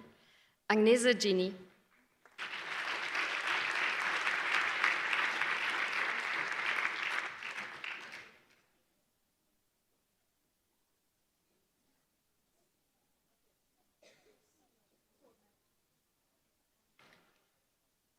Philippe Ludovic.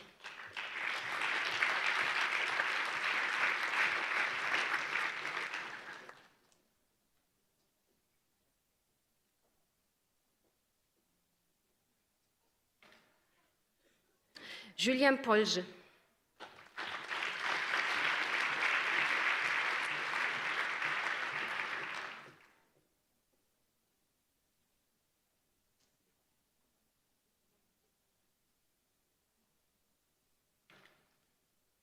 Ezan Rey.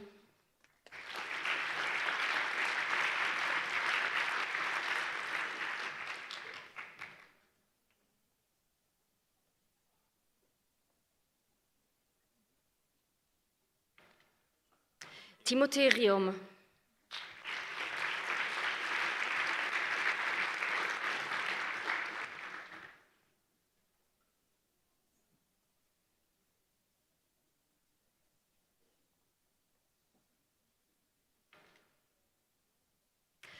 Nader Samir Labib.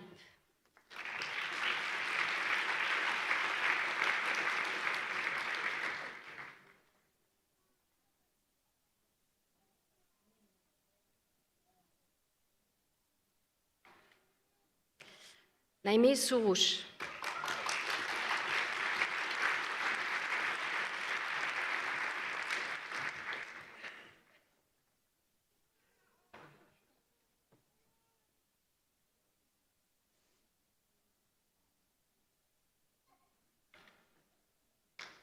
Bosze Stojkowski.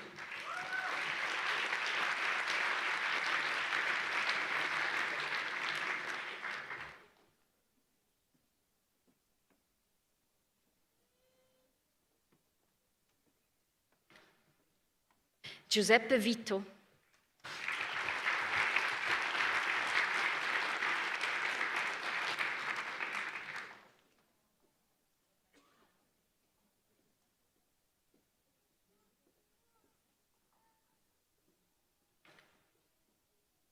Anye Wang.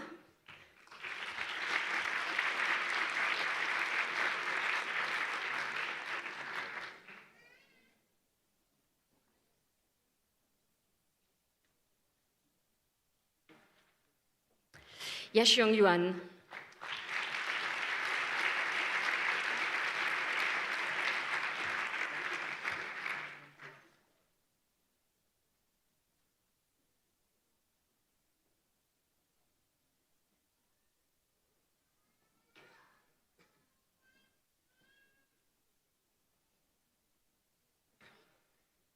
Congratulations.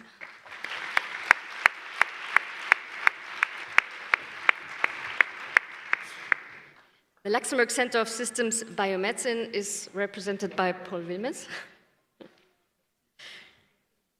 And I invite all the graduates from the LCSB to come to the blue carpet.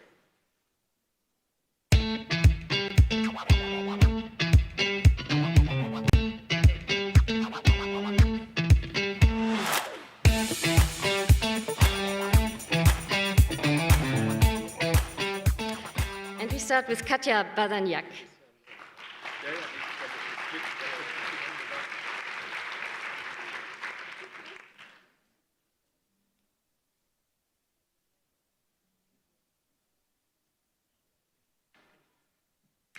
Michela Bernini.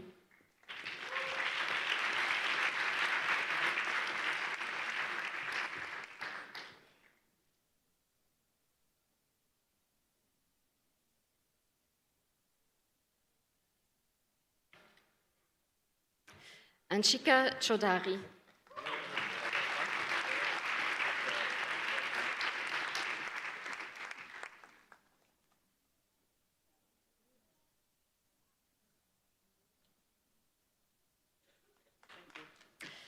Laura Denise.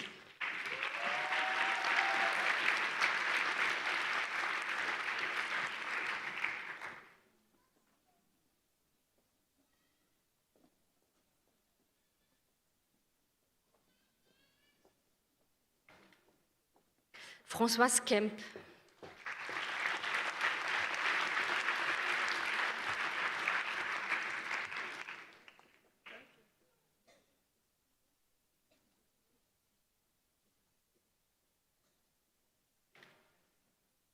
Silvia Martina.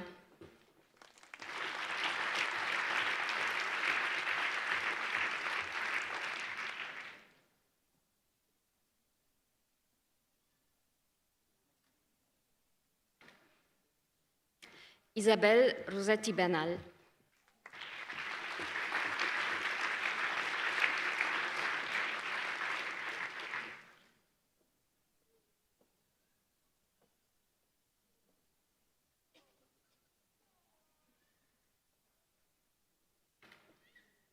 Sonia Sabaté Soler.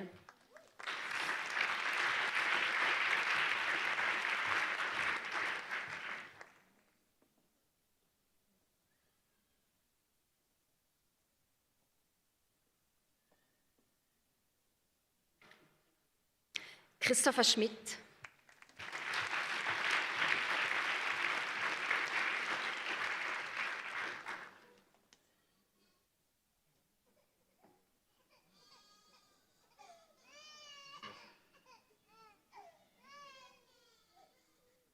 Semra Smajic.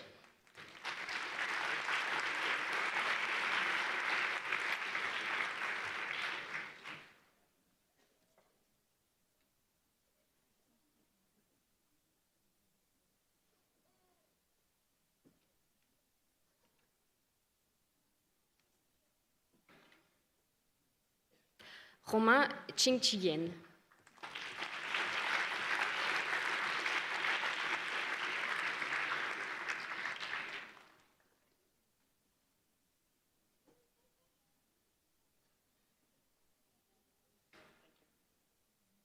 Pedro Teixeira Queiroz.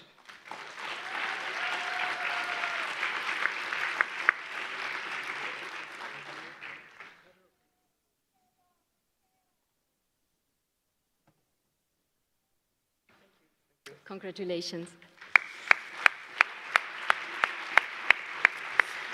And now we have the Luxembourg Center for Contemporary and Digital History.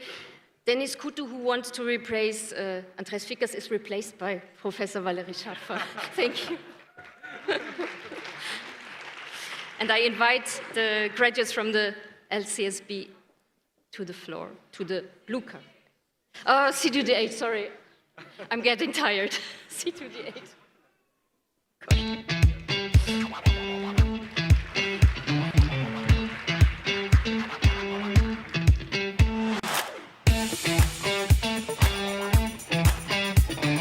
And we start with Jakub Bronek.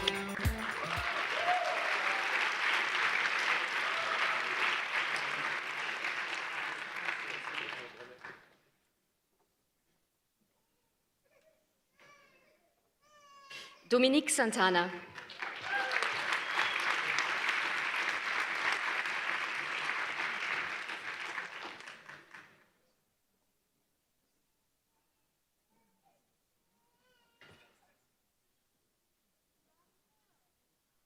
And I'm sorry we don't have a slide for Zitze van Herk, but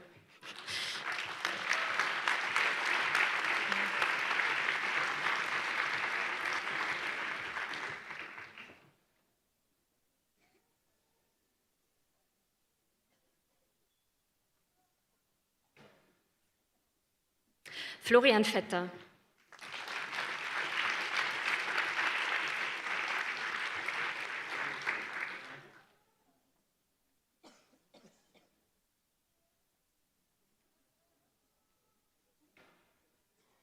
And Elisabeth Wingerter.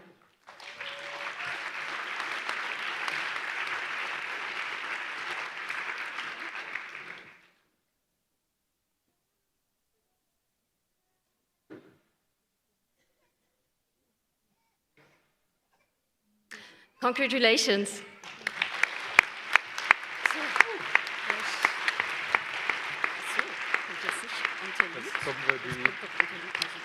Nee, jetzt kommt das danach.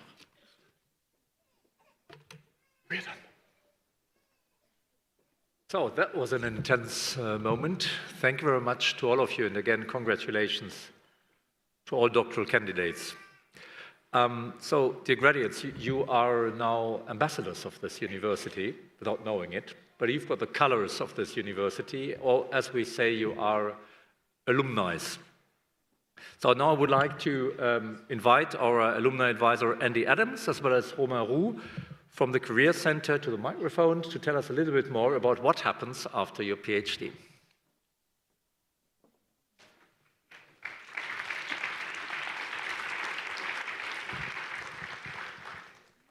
I'm going to start with what happens once a year. I wear a suit now about once a year, so it's a very good time to find out if I lost weight or gained weight in the last year.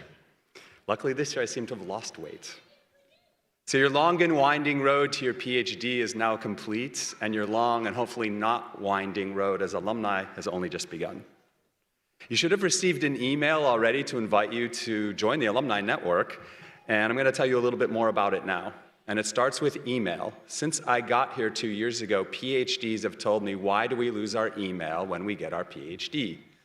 So you're the first graduating class that will get alumni email addresses, should you choose to, and be able to migrate your student inbox to your alumni inbox. But that's only the beginning. We want to be there for our alumni every step of the way, and we've developed the Grad Pack, which is a series of benefits and services to accompany you into the professional world and to welcome you into the alumni community. So you see some logos on screen, and there are 3 different categories of partners. The first thing we looked at is what are the university services that get cut off when you graduate, and which ones should be extended to our alumni. So lifelong learning at the Competence Center, you'll have a discount as alumni. You also have a discount at the Confucius Institute to learn Chinese. And I know Jens Kreisel's, one of his favorite words is collaboration. We've also collaborated with the Career Center on an exciting new project in January, the PhD Career Day, and Romain Roux from the Career Center is going to tell you briefly about it. Thank you, Andy. So my name is Romain Roux. I'm in charge of the Career Center. I've been asked to make my presentation in less than 1 minute, so let's go straight to the point. First of all, as an alumni, you can access the services of the Career Center, review your CV, job search assistance, access to the job board, job teaser, and you can find all these services on careercenter.uni.lu. But as Andy just said, above all, I would like to invite you, all of you, to the very first PhD Career Day, which will be held on Tuesday, 24th January. That's in 6 weeks. And you should have received an invitation. 24 companies will participate and are interested in PhD profiles, in your profile. They will be here for you. Among others, there will be ArcelorMittal, BGL, BNP Paribas, Goodyear, Polvus, PwC, etc., etc. And we also offer workshops on the transition to the non-academic world, entrepreneurial, and so on. So sign up, and if you didn't receive my invitation, just send me an email to careercenter@uni.lu, and that's fine. So sign up. All the information is also on the website, phdcareerday.uni.lu. And last but not least, of course, on behalf of the Career Center, I would like to say once again, congratulations. Thank you.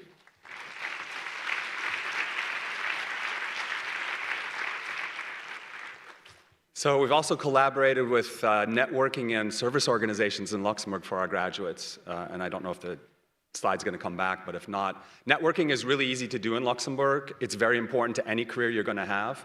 But access to these organizations is usually used again corporate memberships. So the Alumni Network has become the corporate member on your behalf, and you as our graduates will have access to these organizations at either discounted or free membership rates, at least for the first year. And there's a wide variety of them on screen, so once you register for the Alumni Network, you get a confirmation email, and you have details on how to register with each of these organizations. Last but not least, obviously we want you guys to stay informed when you leave the university, if you're leaving the university as well. And whether you speak English, si vous préférez le français, ou sollten Sie lieber auf Deutsch lesen, you'll find a media partner on screen for discounted subscription as alumni. One major accomplishment in 2022 is I'm usually dressed in a hoodie, not today, but we opened 2 online stores in the last 3 months, especially for our alumni who may no longer be on campus, so you can buy all kind of university merchandising online, sent to your homes, or for pickup in Luxembourg. One collection is with the university logo, and one collection is with the alumni logo. And in 2023, things are going to change drastically on our end because we're going to launch a new alumni platform with mobile apps to organize all the activity and communication around the alumni community. But being around alumni is not only about receiving benefits, it's also about giving back to the university. So when you register for the alumni network, you're actually giving back to the university. And when you fill out the graduate survey, you're giving back to the university. So congratulations on your graduation. Alumni networks do not get built overnight. It's kind of like a PhD, probably going to take 5 years. We're right in the middle, and I'm counting on you now that you've completed your PhD to help me complete my PhD in the next couple of years. Thank you.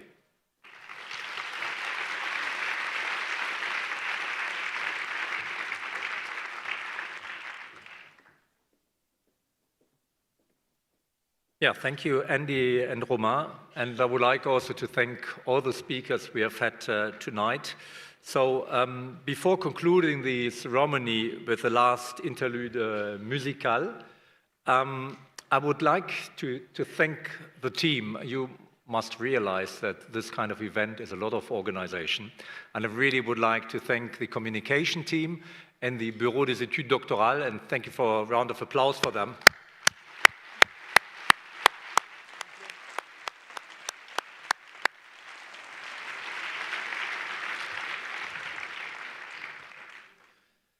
In fact, this PhD ceremony is the last of a number of graduation ceremonies throughout the week. So we have done already 7, so this is the 8th one, so you realize what the communication team, the other teams are really realizing. So now, on behalf of the Rector and the entire university, so on behalf, the last time, of our Rector, Stéphane Pallage, I would like to conclude today's PhD graduation. Again, bravo à vous tous. Remember, you will always be part of this university, and this is why our last song will be, You Will Never Walk Alone. Thank you.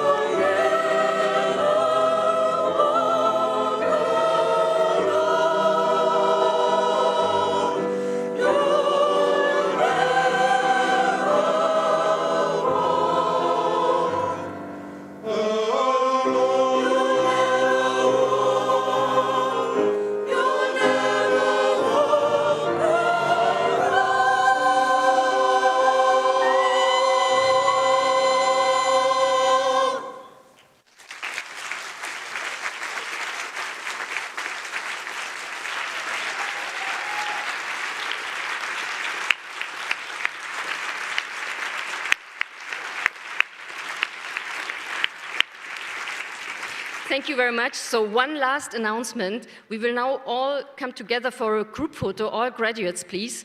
And the guests can already go to the reception, which is across the street. This is indicated. May we ask all the supervisors to come also on the picture, please?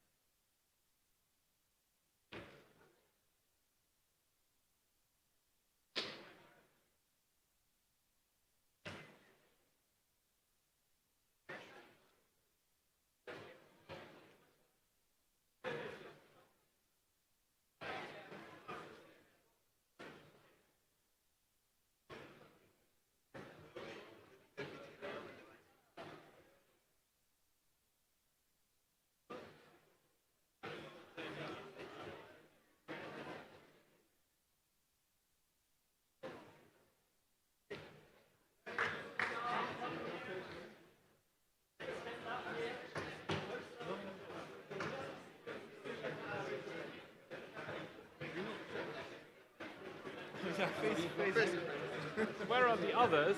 I was just looking for them. I saw them a bit ago, but now they've disappeared.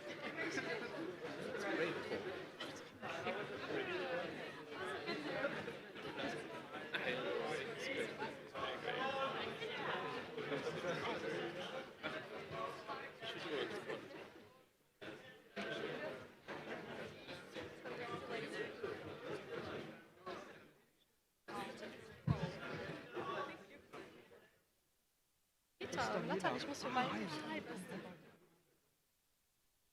Erste Reihe, ja.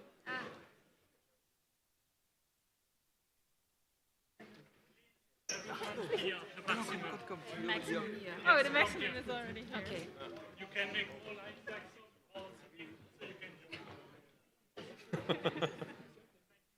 Die Zeit muss ich mich quer der Vorlesung sind vorbei. Wir knien uns hin. Genau. Aber dann in die andere Richtung. Leer, ja, okay.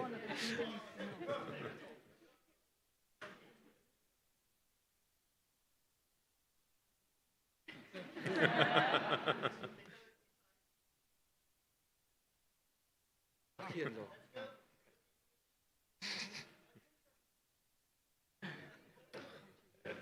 Okay, wir müssen nach vorne. Peter, komm.